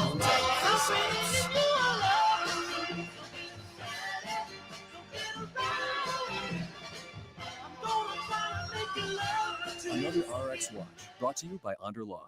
Welcome back to RX Watch. This alert is disturbing. Right. A while back, we learned that companies like Johnson & Johnson use a mineral called talc in baby powder and other products. And studies show that talc, when used for feminine hygiene, can cause ovarian cancer. Now listen to this. RX Watch has learned that the talc they use is being mined in China. Right, and talc mined in China contains heavy metal contaminants like chromium and magnesium, which are known to cause cancer. But China doesn't care. So China gets the jobs and we get contaminated talc in our baby powder. And ovarian cancer. Right. With their specialized tests, the medical team at Onder Law can help you know if your ovarian cancer was caused by talc. Onder Law has helped women for years with free and confidential consultation. You need to call Onder Law's pharma attorneys at 1-800-RX-WATCH. Call Onder Law at 1-800-RX-WATCH. That's 1-800-RX-WATCH or go to rxwatch.com. The choice of a lawyer is an important decision and should not be based solely upon advertisements. Hey, it's Vic Porcelli here with our great friend Chris Cooper from Serenity Wealth Management. Hi, Chris. How are you, Vic? I don't want to put anybody else down, but when you go up and visit you at Serenity Wealth, your place looks like home. So a lot of financial advisory offices, they have, the big mahogany desk or the big marble entryways and things like that. The stock market channel on the TV when you walk in the door, right? That doesn't really drive a good conversation. Good financial guidance and advice starts with a good conversation. People are nervous. People are afraid to talk about finances, right? And so you can see a little standoffish. Well, my objective is to try to have a good casual conversation. By having those conversations about life, goals, objectives, it's what makes me understand what our financials are supposed to fund. So if somebody does want to have a good conversation, how do they do that? How do they find you? Our website is the best way to do that because you can get all the information you need, understand where we are, get a little bit more information, all that. SerenityWealthNow.com. Reach out to Chris and Stacy today at SerenityWealthNow.com. Investment advice offered through Fortis Capital Advisors, LLC. KLGY HD3 Clayton, K270BW Bellefonte, KNBS Bowling Green. This is News Talk STL at 101.9, 94.1, and always streaming at newstalkstl.com. Breaking news this hour from townhall.com. I'm Keith Peters in Washington. As Tehran mulls over the current U.S. offer on Iran's nuclear program, there's still at least one major sticking point. One of the red lines for the Iranians is continuing to enrich uranium inside of Iran. They've said that's a red line, that if that stops, Iran won't agree to a deal. Now, there's some thought that the Americans, from President Trump downward, are saying that Iran must give up all its enrichment facilities, so it remains unclear how they'll square that. Correspondent John Gambrell, President Trump has reportedly said he will not allow any Iranian enrichment of uranium in the deal. On the Senate floor today, Majority Leader John Thune says lawmakers must pass a critical part of the Trump agenda, his so-called Big Beautiful Bill. It will prevent trillions in tax hikes for hardworking families and small businesses. It will invest in our border security to safeguard the progress the Trump administration has already made. And it will strengthen our military and unleash American energy for a stronger and safer America. And as I said yesterday, Mr. President, the Senate will consider the bill on the floor this work period with the goal of getting it on the president's desk before July the 4th. but it's still a long road ahead for the bill. Senators want to make changes to protect Medicaid and to make sure some tax breaks become permanent. Elon Musk has broken with the president over the bill. A Russian rocket attack targeted the northeastern Ukrainian city of Sumy, killing at least 4 people and wounding 25. President Volodymyr Zelensky denounced Tuesday's assault, saying it underscored that Moscow has no intentions of halting the 3-year war. The attack came a day after direct peace talks in Istanbul made no progress on ending the fighting. On Wall Street, the Dow by 214 points, the Nasdaq rose 156. More on these stories at townhall.com. Big news. Newsmax just went public on the New York Stock Exchange, and millions like you are joining our news revolution. Newsmax is now the 4th highest rated news channel, just behind CNN. Reuters says we're one of the top news brands in America. 40 million Americans go to Newsmax for shows with Rob Schmidt, Greta Van Susteren, Rob Finnerty, and more. So download our free Newsmax app on your smartphone or TV and start watching. President Trump says Newsmax is truly terrific. Get the free Newsmax app and check out Newsmax shares on the stock exchange. Go to newsmaxinvest.com. That's newsmaxinvest.com. This is not an offer to buy or sell securities, nor shall there be any sale of securities in any jurisdiction in which such an offer... From the Michaels Flooring Outlet Weather Center. I'm First Alert 4 Chief Meteorologist Steve Templeton. We've got some wet weather headed our way late tonight and overnight. Some scattered showers and storms with a low of 70. A high of 79. It's cooler because of the clouds and the rain, off and on scattered storms in the afternoon to evening. From morning to evening, a half an inch to an inch and a half of rainfall is possible. So it's going to be a wet day Wednesday. And we have more scattered storms Thursday, 82 for the high, and another chance for scattered storms on Friday with a high of 80. That's the latest from the First Alert 4 Weather Center. I'm Chief Meteorologist Steve Templeton. This hour of News Talk STL is brought to you by Stifel, serving investors for over 130 years. Contact your Stifel financial advisor at stifel.com. That's STIFEL.com. Is your portfolio prepared for the biggest risks facing investors today? Hi, it's Tim Jones. High inflation and a rapidly changing economy may impact your investments. If you haven't made appropriate changes, your portfolio may not be positioned to address some of the biggest risks in today's economy. That means it's time to request your free portfolio review from the ClearPath Wealth Management Group at Stifel. You can hear their latest views on the markets and investing during On the Money, hosted by Stifel financial advisors Bob Stockdale and Eric Robert, every Saturday morning at 9 a.m. on News Talk STL 101.9. They can help you get organized, guide you through critical retirement decisions, and create a portfolio designed around your needs. To schedule your free portfolio review, go to clearpathinvesting.com.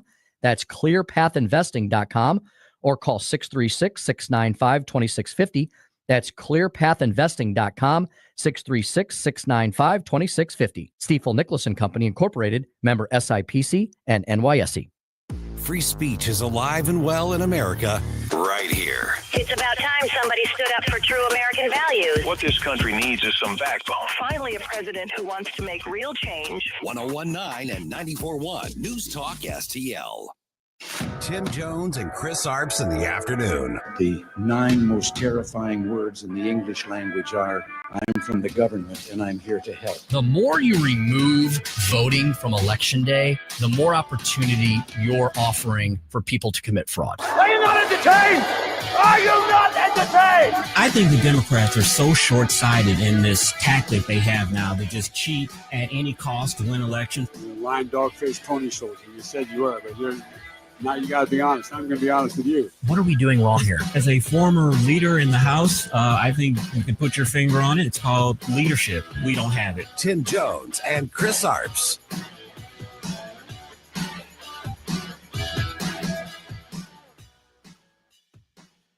If the DOJ finds that AutoPen was used by President Biden, should those actions that were used with the AutoPen, should they be null and void?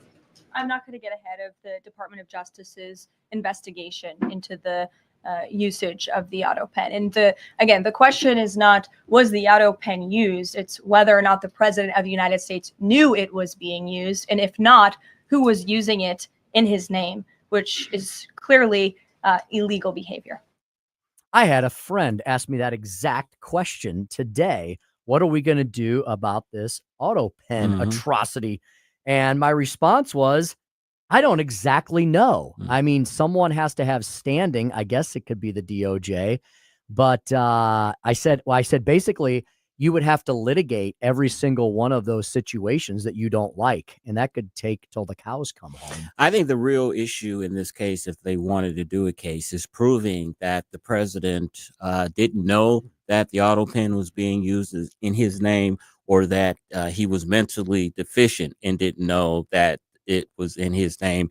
As Carolyn Levitt said there, the fact of the auto pen being used is not illegal. When I worked for Jim Talon, we used auto pens to sign all types of things on his behalf.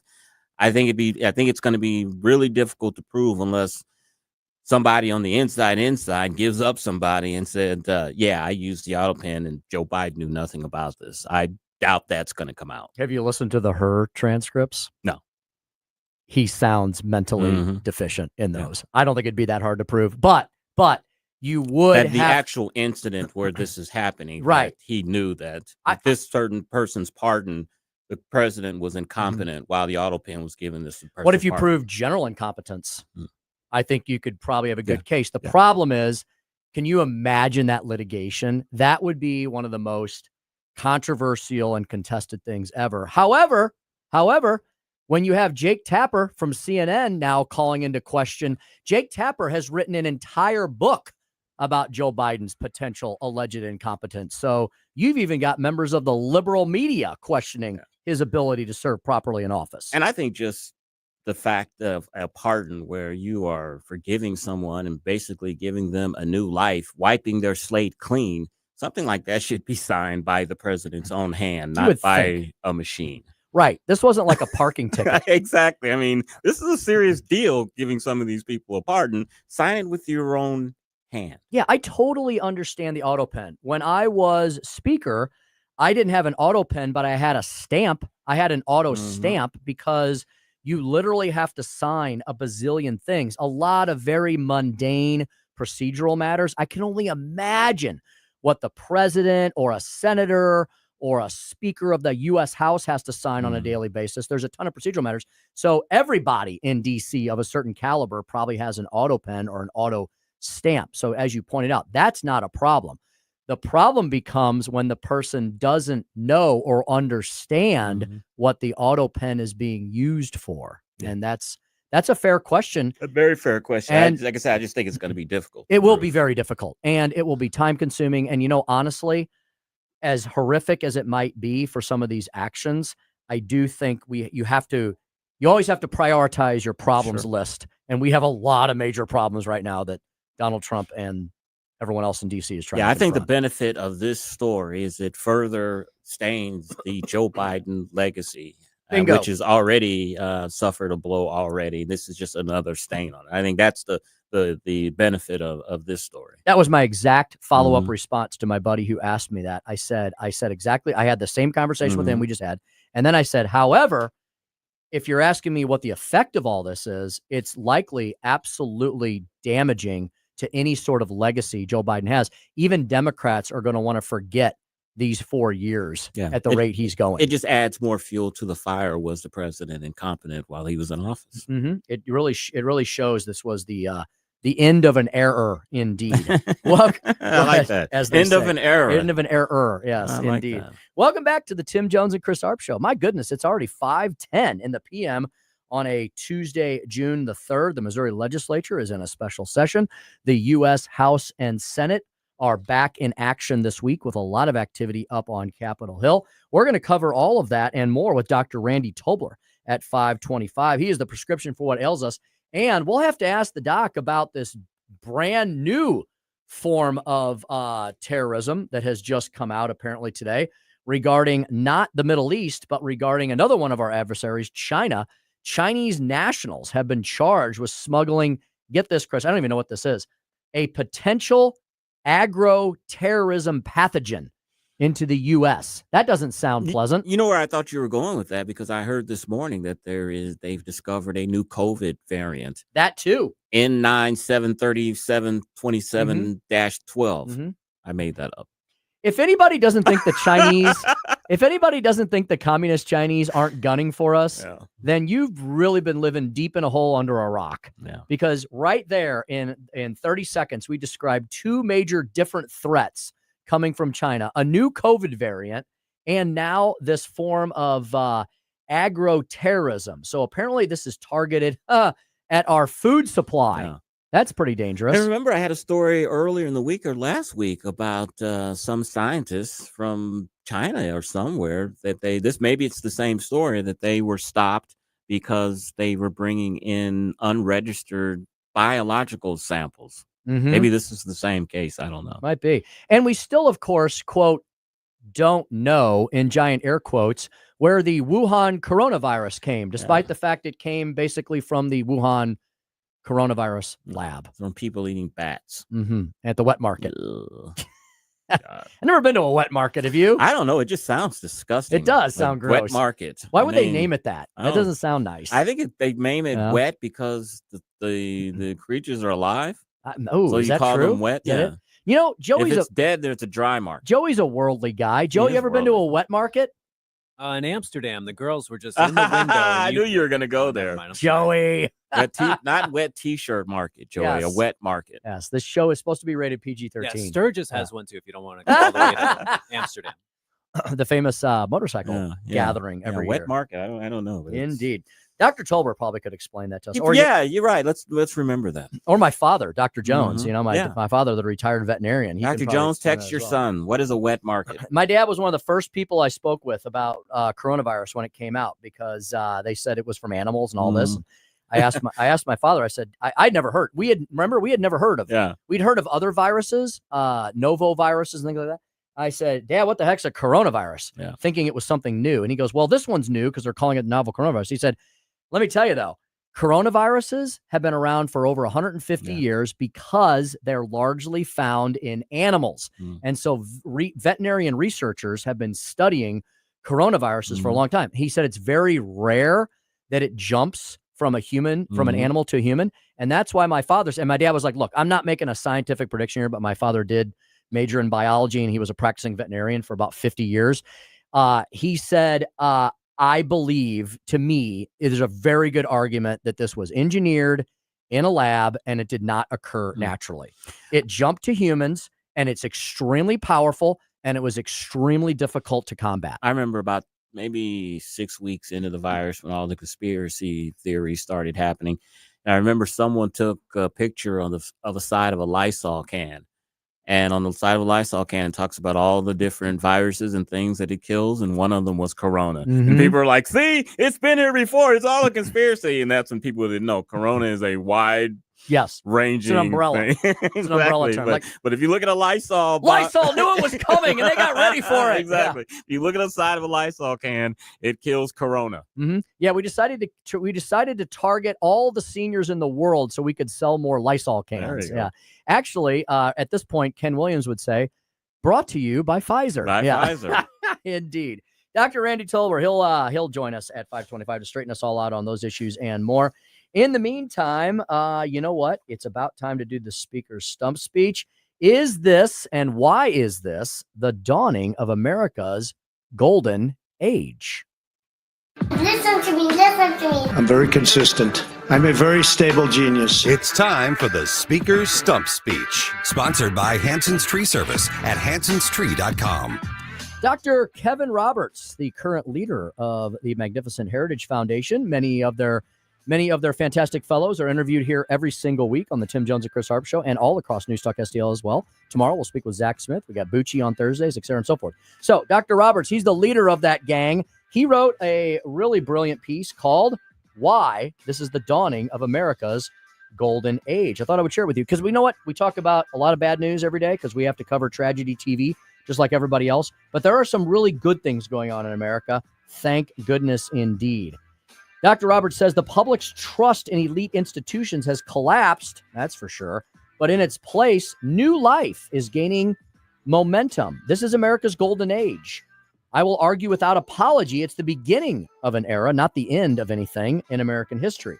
It's the rebirth of a simple idea: our nation must not be ruled by technocrats defending the interests of an elite class, but governed by all of us, the people, as it was originally intended. The golden age is not just an American revival, it's a rebuke to the failed technocracy of the Western world. This is just the beginning. On the evening of May 29th at Roy Thompson Hall in downtown Toronto, Kellyanne Conway and I are going to debate Ezra. Oh, they did. So this happened a few days ago. They debated Ezra Klein and Ben Rhodes. The proposition: is this America's golden age? Dr. Roberts said, I plan to argue that it's the beginning of that. Now I know I'm walking into a headwind. A survey taken in April 2025 shows just 26% of Canadians view the U.S. positively, down 28 points from last July. Worse still, that's 4 points below the number who hold a favorable view of communist China. Let's not kid ourselves. In Canada, the room will be filled, of course, with Torontonians, cosmopolitan, very secular, and very suspicious of American strength. And our opponents will make full use of that. Ben Rhodes, a former deputy national security advisor under one Barack Obama, will no doubt paint President Donald Trump's America First policies as dangerous, backwards, and even fascist. He'll gesture towards foreign conflicts, insist Trump is undermining the world order and empowering strongmen.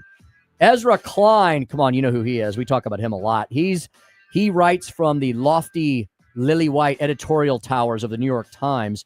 He'll likely pivot to domestic matters. His golden age, according to his new book, looks like a Leviathan state imposing a green revolution from the top down to the bottom in the name of abundance. He'll argue that Trump's reforms have made the government more corrupt, not more capable. And yeah, they'll probably also mention with great outrage and faux anger Trump's quip about Canada becoming our 51st state. But all their finger wagging will miss the actual mark. America's golden age is not just a product of Donald Trump alone, or of some novel doctrine in foreign affairs, or even of a reinvigorated administrative state. It's something far deeper, far older, far more consequential. It's that rebirth of the simple but revolutionary idea: our nation must not be ruled by technocrats on high defending the interests of their own elite class, but governed by us, the people, focused on championing faith, freedom, and family values found at everyday Americans' dinner tables. Klein and Rhodes, they just won't and can't see this. Their worldview is frozen in the years where they held sway, the waning days of the Obama era. But then the revolt began. Trump's 2016 victory cracked the old system. His 2020 defeat, mired in all sorts of irregularities that we can argue about until the cows come home, and delivered amid a pandemic that exposed rot at the core of our institutions, blew it wide open. Blew it wide open. It was the corporate state in action. Children have been catechized with radical ideology over Zoom calls. Americans saw the corruption of public education.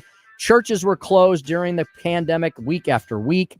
Even those Americans who didn't believe in God felt the spiritual tyranny of a regime that had lost all reverence for the sacred. And when the Canadian government arrested and debanked peaceful truckers, remember the trucker revolution in Ottawa? Americans saw a mirror and they saw a warning. The result? There was a great unraveling and then a great awakening. The public's trust in elite institutions has collapsed. But have no fear. In its new place, new life is gathering momentum. The vacuum left by corporate media has been filled by men like Joe Rogan, Canada's own Jordan Peterson, and News Talk STL's Tim Jones and Chris Arps. I added that last part. The hollowing out of public health has birthed a grassroots movement to make Americans healthy in body and spirit. The failure of public schools that we all witnessed, whether we had kids in school or not, during the pandemic has ignited a renaissance in classical education, returning young Americans to eternal truths of the West. The same renewal, thankfully, is underway in maybe not the ivory towers of higher education, but in a lot of other higher education institutions. Definitely in business, in culture, and yep, even in politics. Everywhere you look, all Americans, whether they be black or white, urban or rural, religious or secular, are saying enough is enough. They're now building new institutions and new organizations grounded in principles. They're rediscovering liberty, moral clarity, and national purpose. They're rejecting the rule of the managerial elite, and they're reclaiming the mantle of self-government. something on which our nation was founded. That makes the dawn of a new golden age. Rhodes and Klein, they're ensconced in the power centers of Washington, D.C., New York, and Los Angeles. They remain blind to all of this and ignorant of it. Some Canadians may see it more clearly than they do. After all, we share more than a gigantic border. We do share a legacy, and we share a frontier spirit. A civilizational inheritance rooted in the dignity of the individual and the sovereignty of the people. I will say to our Canadian friends, whether or not you wish to be the 51st state, you should still want to be a part of what's happening in America today. Because this golden age, it's not just an American revival, it's a rebuke to the failed technocracy of the Western world, and it appears to be just the beginning. And that's the Speaker Stump Speech, courtesy of the good Dr. Kevin Roberts today. Canadian-American relations that are not at their best point right now, but I think that that's kind of one of those things where we need each other. We've been allies for a long time, and sometimes friends, family, they have spats, but they know that they have mutual interests, and that sometimes solve those problems. Yeah, I saw another article today that confirmed this all the way around the other side of the world. It was an article, Chris, about how even Europeans are starting to reject some of the failed Eurosocialism that they've been under for 60 to 70 years. You're seeing the rise of populism and even of conservatism in some of these recent elections in the European theater. Yeah, and I think what's heralded that, or what's brought that on, has been the immigration problems that they're suffering over in Europe, which has brought a lot of poverty and a lot of crime in those countries. If you want to actually have a real nation, you have to act like it. You have to say, if you want to have a nation, you got to have borders, and you have to have rules, and you have to have laws that are enforced. Yeah, right. Speaker Stump Speech for today. And now onward to the good Dr. Randy Tobler. We're going to talk to Dr. Tobler about some of these major statewide, national and international headlines. Ask him about this COVID resurgence. Ask him about the agro-terrorism agent, whatever that might be, and more when Chris and I return. Tim Jones and Chris Arps Show, 101.9, 94.1, News Talk STL. His mind was his own, but the man lived alone. Ooh, You're listening to Tim Jones and Chris Arps. So wait a minute, you work at the Wuhan respiratory coronavirus lab. How did this happen? And they're like, a pangolin kissed a turtle.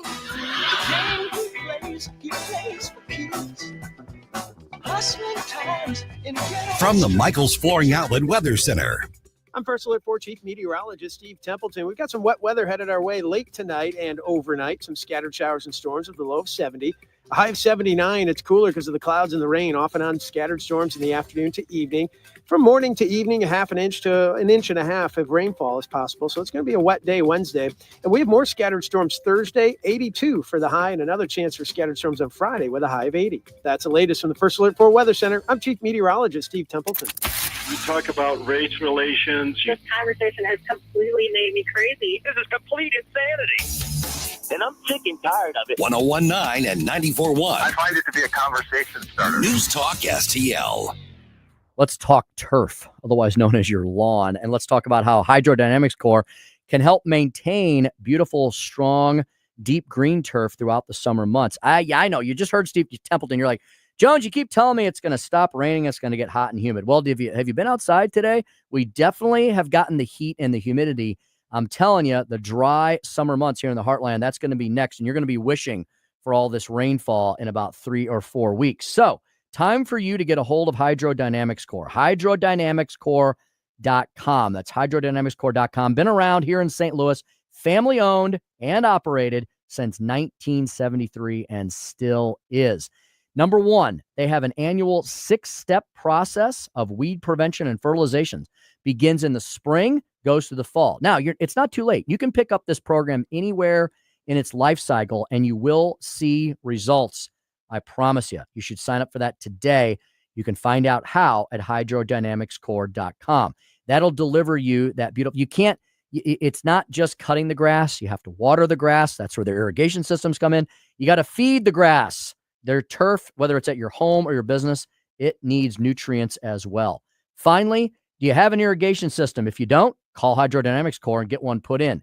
If you do, Well, they're put to the stress test throughout our hot heartland summers when the temps skyrocket and rain is scarce. You can also have Hydrodynamics Core come out and take care of your irrigation system, which you should, to keep it running at peak performance throughout the hot heartland months. Whether you have purchased your system from Hydrodynamics Core or from someone else, they are more than happy to service it for you and keep it running and up to snuff. That way, your grass, your plants, look, you put a lot of money and time. Make sure that your stuff doesn't just barely survive, but it thrives. Schedule those monthly system checks as well. Fertilization plans, keeping your irrigation system up to snuff. Hydrodynamics Core does all that and more. Hydrodynamicscore.com. That's Hydrodynamicscore.com. From home improvement to replacement, do-it-yourself electrical projects can be shocking. That's where Grasser Electric can help. They've been lighting up St. Louis for years. From ceiling fans and dimmer switches to repair or replacing your electric. No job is too big or too small for your home or business. Grasser Electric will even install emergency backup generators. So call Grasser Electric today before the sparks start to fly. 636-441-5200 or go to grasserelectric.com. Dude, this house is perfect. Crumbs everywhere, sticky counters. I've already texted the colony. Sweet, I'll bring my 500 cousins. This'll be the biggest ant rager of the summer. Let's party! Wait, oh, what's that sound? Oh, no, it's those trucks with the green wheels. Party's over, man. Party's over. This is Derek, the owner of All Solutions Pest Control. We'd love to help you out. Give us a call today at 636-486-7888 to learn more about our special $67 offer. If a pest-free home is your goal, call All Solutions Pest Control. Start your summer with a weekend showdown. Shohei Ohtani and the Los Angeles Dodgers roll into Busch Stadium June 6th through the 8th. Be there Friday for a cool new promo, the first ever Cardinals neck fan. Perfect for hot game days. Then on Sunday, young fans 15 and under take home a Rawlings Kids Glove. It's a weekend of big matchups and big giveaways. Get your tickets now at cardinals.com/promotions. This is Mason Wynn, St. Louis Cardinals for the Lou. The school year is finally over and it's summer vacation for all our teachers. Celebrate at Busch Stadium. Teachers Night presented by Millipore Sigma is back at the ballpark on Monday, June 9th. With the purchase of a special theme ticket, you can take home an exclusive Teachers-inspired Cardinals jersey featuring the birds on a pencil. As a special treat, the first drink of the summer is on the Cardinals. That's Monday, June 9th. Teachers Night at the ballpark. For tickets and details, visit cardinals.com/theme. This is Steven Matz, St. Louis Cardinals for the Lou. Another RX Watch, brought to you by Onder Law. Welcome back to RX Watch. This alert is disturbing. Right. A while back, we learned that companies like Johnson & Johnson use a mineral called talc in baby powder and other products. And studies show that talc, when used for feminine hygiene, can cause ovarian cancer. Now listen to this. RX Watch has learned that the talc they use is being mined in China. Right, and talc mined in China contains heavy metal contaminants like chromium and magnesium, which are known to cause cancer. But China doesn't care. So China gets the jobs and we get contaminated talc in our baby powder. And ovarian cancer. Right. With their specialized tests, the medical team at Onder Law can help you know if your ovarian cancer was caused by talc. Onder Law has helped women for years with free and confidential consultation. You need to call Onder Law's pharma attorneys at 1-800-RX-WATCH. Call Onder Law at 1-800-RX-WATCH. That's 1-800-RX-WATCH or go to rxwatch.com. The choice of a lawyer is an important decision and should not be based solely upon advertisements. This hour of Jones and Arps is brought to you by Stifel. Contact your Stifel financial advisor at stifel.com. That's STIFEL.com.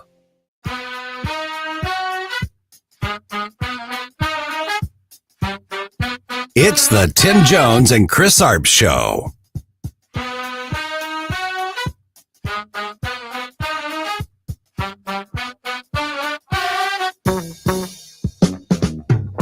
Music is a world within itself, with a language we all understand.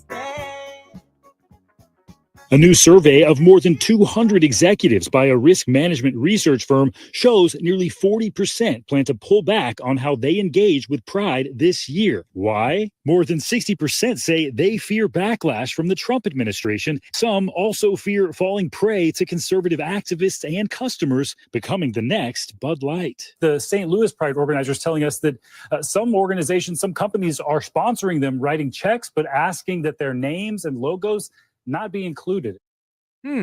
So apparently, go woke, go broke is all Donald Trump's fault, just like everything else is, according to the national legacy media. Let's bring in our next guest, see what he thinks about that and more.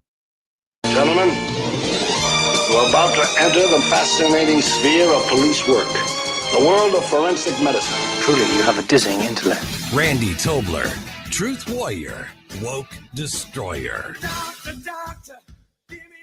So, Dr. Tobler, of course, this is Donald Trump's fault that Americans don't want other people's sexual preferences shoved in their face every time they go to a sporting event, an entertainment venue, or for the love of God, to Walmart to pick up a roll of toilet paper. What say you? I say that there's a difference between tolerance and celebration. I think Americans are very tolerant, but having to be forced to immerse and to engage fully and to have, lifestyles that they don't choose to live and they don't want their children to be coerced into celebrating. They don't want that rammed down their throats by edict of public schools and other public places, even if they're public corporations. So they make their feelings known. And I think the companies are responding in kind. So I guess our vote of our pocketbook and our vote with our feet makes a difference. Dr. Tobler, Georgia Senator Raphael Warnock was on the Sunday shows this weekend, and here was his thoughts. I want to read you a quote, his thoughts on the big, beautiful bill's requirements that able-bodied men and illegal immigrants not be on Medicaid. He said that this bill is not about work. It's about a work requirement. It's very good at kicking people off their health care. He said it's not good at incentivizing work at all. There's something wrong here about this kind of view of poor people, of working class people, that somehow they don't want to go to work. We have seen this failed experiment in Georgia. Your thoughts on that? I think a lot of people do work. It's just that there's an awful lot of people that don't. And there are, as I understand it, it's just some minimum work requirements. I think, what is it? 20 hours a week. 40 hours in a month or something, yeah, right? 20 hours a week. Equivalent of a week or two, right? Or maybe it's 80 hours in a month, right? Look, I think just asking people who are getting benefits from their fellow citizens that are able to, in some way or another, produce, add to the commerce and the prosperity of this country through their work, their sweat equity. To me, that seems just like a sound economic argument, right? Most people accept the premise that if I receive something from party A or parties A, that it's a reasonable thing for me to expect, if I'm able, to return that in kind. I mean, there's certain that transactional analysis that doesn't apply to families, it doesn't apply to good friends, but to perfect strangers, I don't know, especially if the receiving party is not has an inability to respond in kind. That to me seems like a fair and equitable and frankly a moral way to proceed. So I'm surprised that the good Reverend Warnock doesn't see it that way as well. Yeah, somebody don't work, don't eat. Somewhere in the Bible says that, doesn't it? Well, and it also says for those people who are illegals, feeding off the trough of the American prosperity, and for those who could work but choose not to. And by the way, there are many men who sadly don't fulfill their obligations to the children they have sired. And they benefit from the very rich benefits that are given to relatively speaking, to very generous benefits, let's say, to single moms who are left without support. And so they often will live off of some of that fat as well. And I just think, look, it also says somewhere in the good book, and I'm paraphrasing this, but, if you give something to your brother who's sort of made a goofball of himself and made a mistake, and you're helping him, get out of that, and you're giving him a little hand up, but it was due to something he did, you should rebuke him, right? I mean, it sort of goes with that is a formula. So I'm surprised that maybe we should refer the Reverend Warnock back to the good book. I think that might be a good idea. Indeed. Dr. Tobler, there is a bit of a disturbing headline today out, as most every day it seems these days. Kash Patel is sounding the alarm regarding Chinese nationals who have been charged with smuggling an agro-terrorism agent into the U.S. Chinese researchers are being accused of smuggling a potential agro-terrorism weapon into the U.S., which could potentially be harmful to our food supply. Doc, have you heard about this? How serious of a threat do you think this is? Yeah. And we better focus on these things before they do become a problem, right? I just read a little bit about this. I got to delve into it deeper, but it appears as though there's this particular kind of a fungus that can get into row crops and then can make livestock very, very ill, nausea, GI problems, which can be, I guess, in some cases, in a worst case, can be fatal to them. Certainly would probably diminish the, output of our agricultural communities. Certainly would cost more trying to remedy those problems as well. So, I mean, it could be a real agro-terrorism is a term I hadn't really thought of in a while, but yeah, there it is. And once again, I mean, how many times are we going to have to be fiddled with, and worse, like the COVID-19 pandemic, by the Chinese, all the while Xi with that little eating grin that he gives everyone all the time when he's meeting with someone. Meanwhile, he is stabbing us in the back, in the groin, in the heart, in the neck, everywhere else. And I just don't know how that I don't know what it is. It must be something about the pomp and circumstance of leaders that when they go to meet other leaders, they get lulled into this sense that other people are like Americans and that we want the world to prosper, and leave us alone, we'll leave you alone. In fact, leave us alone and we'll help you if you want to try to be like us, right? I mean, that's generally been but that's not the way other people think. They are generally out for themselves at all costs. They are evil at heart, and they will do whatever it takes to achieve their agenda. And we just continue to play patsy cake with these people, and I don't understand why. Dr. Trump Tobler isn't, thank God. That's good. Dr. Tobler, another poll has come out in the Texas Senate GOP primary, and it's bad news for John Cornyn. The poll that came out last month, and it was the Senate leadership poll, showed him down 16 points to Attorney General Ken Paxton. This poll shows him down 22 points. Paxton has 50% of the vote in this poll. It's still a year and some change left before next year's election, but can Cornyn make up this type of ground this far out? Yeah, I don't know. I'm hoping the Texans are going to lead a charge for some true conservatism. And I don't know. I hope Paxton is closer to the Musk idea of what conservative budget planning should be, rather than some of the budget people in the House and the Senate. I'm just not happy with the way things are going. It's not a big bill. It's not a beautiful bill. It is an abomination, as Elon said today. And I think that Paxton is probably a more fierce conservative rather than sort of a moderate that's gotten us into this problem by capitulation. These Republicans over the years have, I think, because they're decent people, they want to get along to go along to get along. And it's just they've ushered this slide to the left, and I think John Cornyn is one of those people. Not a bad person, but just not a true conservative. Hopefully, Ken Paxton, if he gets elected, will be more of that stripe.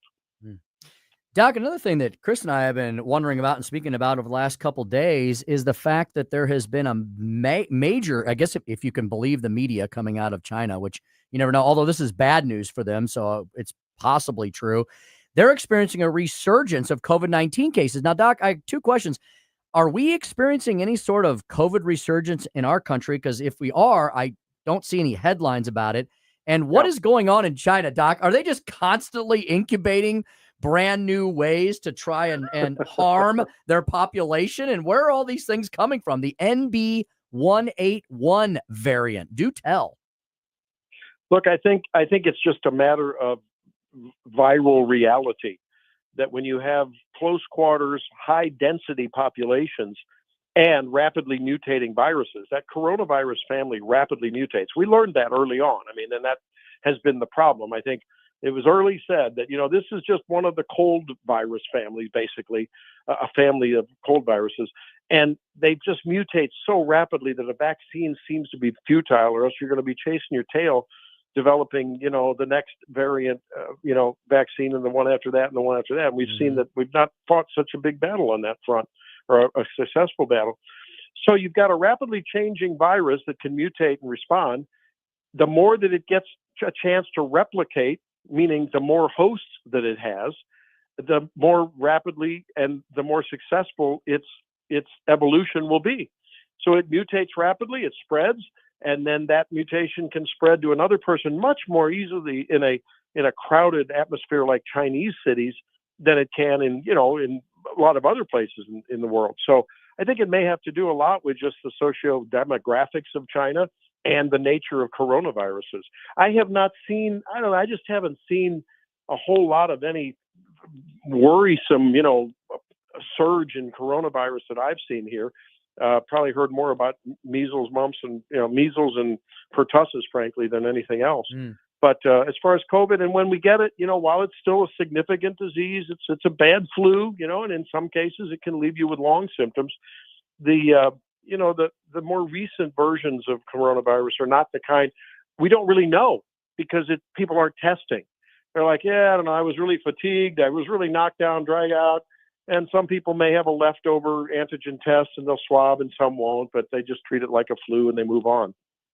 And finally, Dr. Tobler, the U.S. and Argentina have reaffirmed plans to withdraw from the World Health Organization and launch an alternative global health framework. Your thoughts? I have ambivalence about that. I have the same ambivalence about that I do with RFK's announcement last week that I don't think he's finalized it, but he's thinking about limiting government-funded researchers to only publishing in a government curated journal. That bothers me because it may be Marty McCary this week and it may be Dr. Oz next week. And I think I can trust those guys. Okay. I really do. I think they're good dudes. It could be, Jay, Bakashari, but what if it's Dr. Fauci in the next administration? What if he's the one that's regulating where all the government scientists are publishing? So in the same way, I would rather have more input from the world community. And I want it to be better. I want it to be better curated. I want it to be better oversought. I just get concerned about concentrations of information in any place, whether they're in America or anywhere else. Indeed. Dr. Randy Tobler, you can hear him every Saturday morning here from 6 to 9 a.m. at News Talk STL. And if you're in the mid-Missouri lands from Columbia all the way down to actually Southwest Missouri and Springfield, you can hear him every single morning. He's co-host of Wake Up Missouri on the Zimmer Radio Network, 93.9 The Eagle and beyond. Doc, thanks for everything today. We appreciate your time as always. Thank you. Hey, I really enjoyed it. See you next time. You as well. At Randy Tobler, MD on Twitter X. We always get around the world in 14 minutes with Dr. Tobler. We have great regular guests. I knew we'd just say that. Brilliant individuals. It is 5:43, almost 5:44 in the PM. That means we have one segment left. But when we come back, Chris and I will be telling you about what's coming up on Larry Connors USA. Chris has got a bunch of stuff in the stack of stuff, things we need, things that you need to know that we may have missed, and more. Stay right here. Keep it right here at 101.9 94.1 News Talk STL.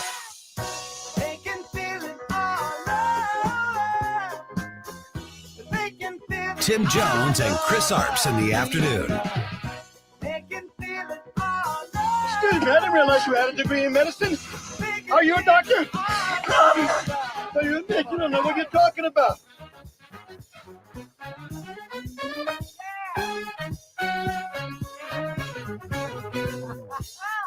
From the Michaels Flooring Outlet Weather Center. I'm First Alert 4 Chief Meteorologist Steve Templeton. We've got some wet weather headed our way late tonight and overnight. Some scattered showers and storms with a low of 70. A high of 79. It's cooler because of the clouds and the rain, off and on scattered storms in the afternoon to evening. From morning to evening, a half an inch to an inch and a half of rainfall is possible. So it's going to be a wet day Wednesday. And we have more scattered storms Thursday, 82 for the high, and another chance for scattered storms on Friday with a high of 80. That's the latest from the First Alert 4 Weather Center. I'm Chief Meteorologist Steve Templeton. Vic for Vets Honoree of the Day. It's Charles Anthony McGurk. He's from St. Louis, Missouri. He was born in 1946 on August 1st. The Vietnam War is where he fought. He was a Marine Corps Private First Class Rifleman. The Vic Verselli Show. Weekdays 9 to noon on News Talk STL. You heard that forecast. More rough weather potentially coming to the St. Louis area. We've had bad storms. We're still cleaning up from the tornadoes. If new windows and doors are on your to-do list, make your first call to STL Windows and Doors. They're a local family-owned company with over 65 years of experience right here in the metro area. And they're not just experienced, they're trusted. Home Advisor named them a top-rated and elite service provider. And they were even recognized by Forbes.com as one of St. Louis's finest window contractors. That says a lot about how they treat their customers. You'll get Provia windows made in the USA. They're Energy Star certified and backed by a lifetime transferable warranty. Their team of certified installers, they're professional, friendly, and they get the job done right. Schedule your fast, free in-home estimate today at stlwindowsanddoors.com. That's stlwindowsanddoors.com, or give them a call at 314-277-5952. STL Windows and Doors, the preferred window installation company in St. Louis. This is Tony Colombo, and my favorite Capriati sandwich is the cheesesteak made with American Wagyu beef from Snake River Farms, and you have to include a side of their amazing fries. I love Capriati's, and you will too. Open 9 to 9 daily on Manchester at McKnight in Rock Hill. Tony Colombo here for my dentist, Dr. Matt Boscia at New Creation Dental Care, the one-stop shop for all your family's dental needs. And Dr. Boscia is always expanding his services, now including the incredible all-on-4 full arch implant procedure, full mouth restoration that can give you back your smile in as little as 1 day. No more suffering with damaged or missing teeth or poor fitting dentures. You can see some amazing smile makeovers, learn more about the all-on-4 procedure, and see everything Dr. Boscia can do right now at newcreationdentalcare.com. Connor Roofing, you can count on Connor. Connor Roofing is now a 2-time winner of the National Best of the Best Award for customer satisfaction for roofing, storm damage restoration, siding, gutters, both residential and commercial. Please visit ConnorRoofing.com for an estimate. And remember, you can count on Connor. Hey, Tony Colombo here, inviting you to the Bluff City Outdoor Show Fishing Pentathlon, a one-of-a-kind multi-species fishing tournament Sunday, June 8th at Carlisle Lake. There'll be several side pots, but to win, your team has to catch all 5 species of fish with the highest total weight. This unique tournament gives fishermen of all levels a chance to walk away a winner. Get more info and reserve your spot now by going to BluffCityOutdoors.com and searching tournament entry, or just go to the events tab on the Bluff City Outdoors Facebook page. The Fishing Pentathlon. Brought to you by Great Harvest Bread Company in Maplewood and Intervine flashlights, lanterns, headlamps, and more at intervine.com.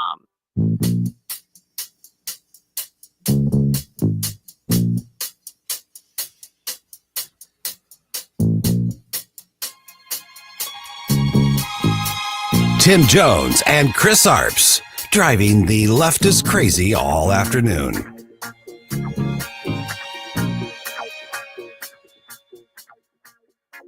Ukraine Security Service has now released this video showing what it says is a powerful explosive device detonating under this bridge that Russia built to Crimea.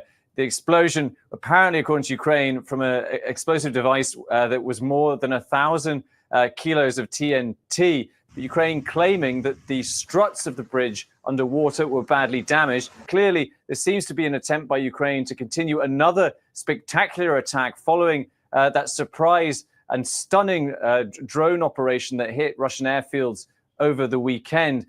For 549 on the Tim Jones and Chris Arp show. And as you hear in that clip, another successful military operation by Ukraine. I'm starting to hear the liberals and those who support us giving aid to Ukraine saying that President Trump was wrong, that it looks like Ukraine actually does have cards to play by evidence of these last 2 military operations. Your thoughts, Tim? Yeah, possibly. I know the whole point now is to try to bring an end to this war, which is it's going to hit its 4th anniversary. Is that really that long? Wow. Next spring. I think I didn't even think it was that long. Well, wow. I think it. You're probably right. When did we? Okay, so we launched in 21. Yeah. Next year will be 4 years. Did the war start? It was already undergoing, right? I think you're right. It's just I just hadn't really just Isn't that amazing? thought about it. Isn't that amazing? It'll be 4 years. So no one wants Ukrainians or Russians to keep dying, and so you got to get Putin to the negotiation table. Yeah. Even Donald Trump, who has been accused of being an asset of the Kremlin since the minute he rode down the escalator, he's now getting frustrated with Putin because Trump doesn't want this to keep going on either. Yep. And so, you know what? The Ukrainians, to their credit, are showing that they're not down and out, and maybe this will force Putin to some sort of negotiation state. I'm going to make an admission here. You know, I went out to see my buddy out in Phoenix a couple of weekends ago, and I learned that he is a WNBA fan. And since I was staying in his home, I had the subjected to watching WNBA games. I had no interest whatsoever in watching them. He and Vic Porcelli. And and you know what? I started watching it and I was like, you know what? These games are pretty exciting. And I wanted to watch one the next night. And I was like, these WNBA games are pretty exciting. It was Angel Reese and Caitlin Clark. And I think that was the beginning of the season. So, you know, there were some fireworks there. Yep. The reason I bring that up is I have a story here that women's sports bars are springing up in multiple cities, growing from 1 to 11 in 3 years. 6 women's sports bars have opened this year, with as many as 17 on the way in various stages of funding and construction. It all started with a bar, and I couldn't make this up, but it's a great name, the Sports Bra, a Portland bar dedicated to supporting and showing women's sports, founded by Jenny Wynn in April of 2022. The Sports Bra. Now, what do you mean by are these bars that focus on women's sports? Yeah. Interesting. I'll make an admission. So whenever I need to like get a little primer on my golf swing, I will watch LPGA players. You know why? Yeah. Because LPGA players, they do swing a touch slower than the men, and that may sound negative, but it's not. They also hit their iron shots with incredible precision. Women golfers are excellent iron players, so their short games are really good, something I struggle with. And so when I want to actually see somebody with good form, you watch the ladies on the LPGA tour, and they are excellent. So there you go. I just always wondered, my wife plays occasionally, and she's well endowed. I'll just put it out there. You see her, you'll know that. I'm just, how do you swing with those in the way there? You and I wouldn't know. Can you actually do a good swing, you an accurate swing? You can't. And I wouldn't know. And I also wonder too, at these sports bars, is there some woman there comes in every week and comes in and people say, Norma! Yes. So you can watch the WNBA, you can watch the LPGA, lacrosse, soccer. Do they do mud wrestling? I don't think so. I don't think that appeals to women. This segment's going downhill fast, isn't it? I don't think that appeals to women. That appeals more to the men. Appeals to us. Yeah. Did you know there are now 233 cities in the U.S. where a typical starter home costs at least $1 million? You're kidding me. That doesn't sound like the American dream. Exactly. I'm thinking, okay, maybe 12, 10 cities, 233 cities. What? That's nearly triple the number from March of 2020. So apparently after the pandemic, housing prices have shot up. It says it's a sharp reminder that home ownership is slipping further out of reach, especially for younger people. The median age of the first-time buyers pushing 40. The oldest on record. Wow. So everybody's in their parents' basements. Yeah, that's true. That's think about that. That's sad. 40 years old is the first-time home buyer now. I moved back home after law school, and I was practicing law for a couple of years. I moved back home in 1988, and I was still in I guess I would have been in my late 20s. And I love my folks, and they love me, but mom couldn't wait till I got out of the house. Yeah. I came home because I had not been in St. Louis for 10 years, so I was like, I didn't know what was going on here. And found a condo complex that was being built, and that was my first home purchase. And I was so proud of that. You know, I got my own little condo. I still, I kind of miss that condo. I wish I'd kept it. I knew, kind of like a summer home in Eureka. I knew it was time for me to leave when I was like 21. And my mom was like wanting to give me like a curfew, and was she dropping hints? No, she was like, "You got to be home by 2." And I'm like, "You got to be kidding! I'm 21 years old. I'm grown. I got a job. I live with you, but." A curfew? Are you kidding me? Well, that's the problem. That was my kind of cue. Well, and Chris, you kind of understand that now, right? Because at our age, right, we don't want to stay up till 2 a.m. Worried about whether son or daughter, what they're doing. I guess it's out of sight, out of mind. Yeah. The problem now, though, is we've all got these tracker apps, you know, and our family, we're on Life 360, which a lot of people use. And on one hand, it's very reassuring for me to know where the family members are. On the other hand, I'll look at it sometimes and be like, why are they there? What are they doing? Why are they driving so fast? Why are they driving so slow? You know, why aren't they home yet? You know? Kind of reminds me, though, with, Cedric the Entertainer, his book. I'm a grown-ass man. I like that. One of my favorite books of his. All right. I didn't get a chance to get to this. This is for our environmental friend. Hopefully he's listening. Representative Michael Butler. Michael Butler. Yes. No, that's not Michael Butler. That's no, Representative. I always get these guys mixed up. It's Michael, though, isn't Michael's it? No, not Michael Butler. I'll look him up. You keep talking. But anyway, Valero Energy Company of California, they've announced that they will likely close their refinery in April of 2026. Tim, that will put more than 400 people out of a job, all because of green energy. Nearly half of Americans, according to a study, are now exposed to potentially dangerous levels of air pollution. Just over 156 Americans, 46% of the population are living in areas with unhealthy levels of ozone or particle pollution, per the American Lung Association. You got our friend's name? Michael Burton. Michael Burton. He is and then that's for him. This is for him. And this is for him. I think he's somewhat of a capitalist. I think there's a new stock exchange coming to Wall Street, the Green Impact Exchange. There you go. The SEC signed off on its application to become an exchange, setting the stage for what the company describes as the first stock market in the U.S. dedicated to the emerging $35 trillion sustainability economy. Company plans to kick off trading early next year. Will you be an investor in this stock exchange? No, but I'll suggest that the representative do that. Maybe he can get all behind that for us and tell us how it goes. All right. Mm-hmm. Great show today. Larry Connors, of course, is up next, 6 to 8. Larry's going to talk about how a former senior diplomat predicts Premier Xi will soon be ousted. Wow, that's a bold prediction. Hoops that the lib media jumped through to deny a terrorist attack, and the story that Joe Biden couldn't find his way out of his closet. That's Larry Connors USA. Up next, 6 to 8. You've been listening to the Tim Jones and Chris Arps Show on 1019 94.1 News Talk STL. Drive safe and have a great evening.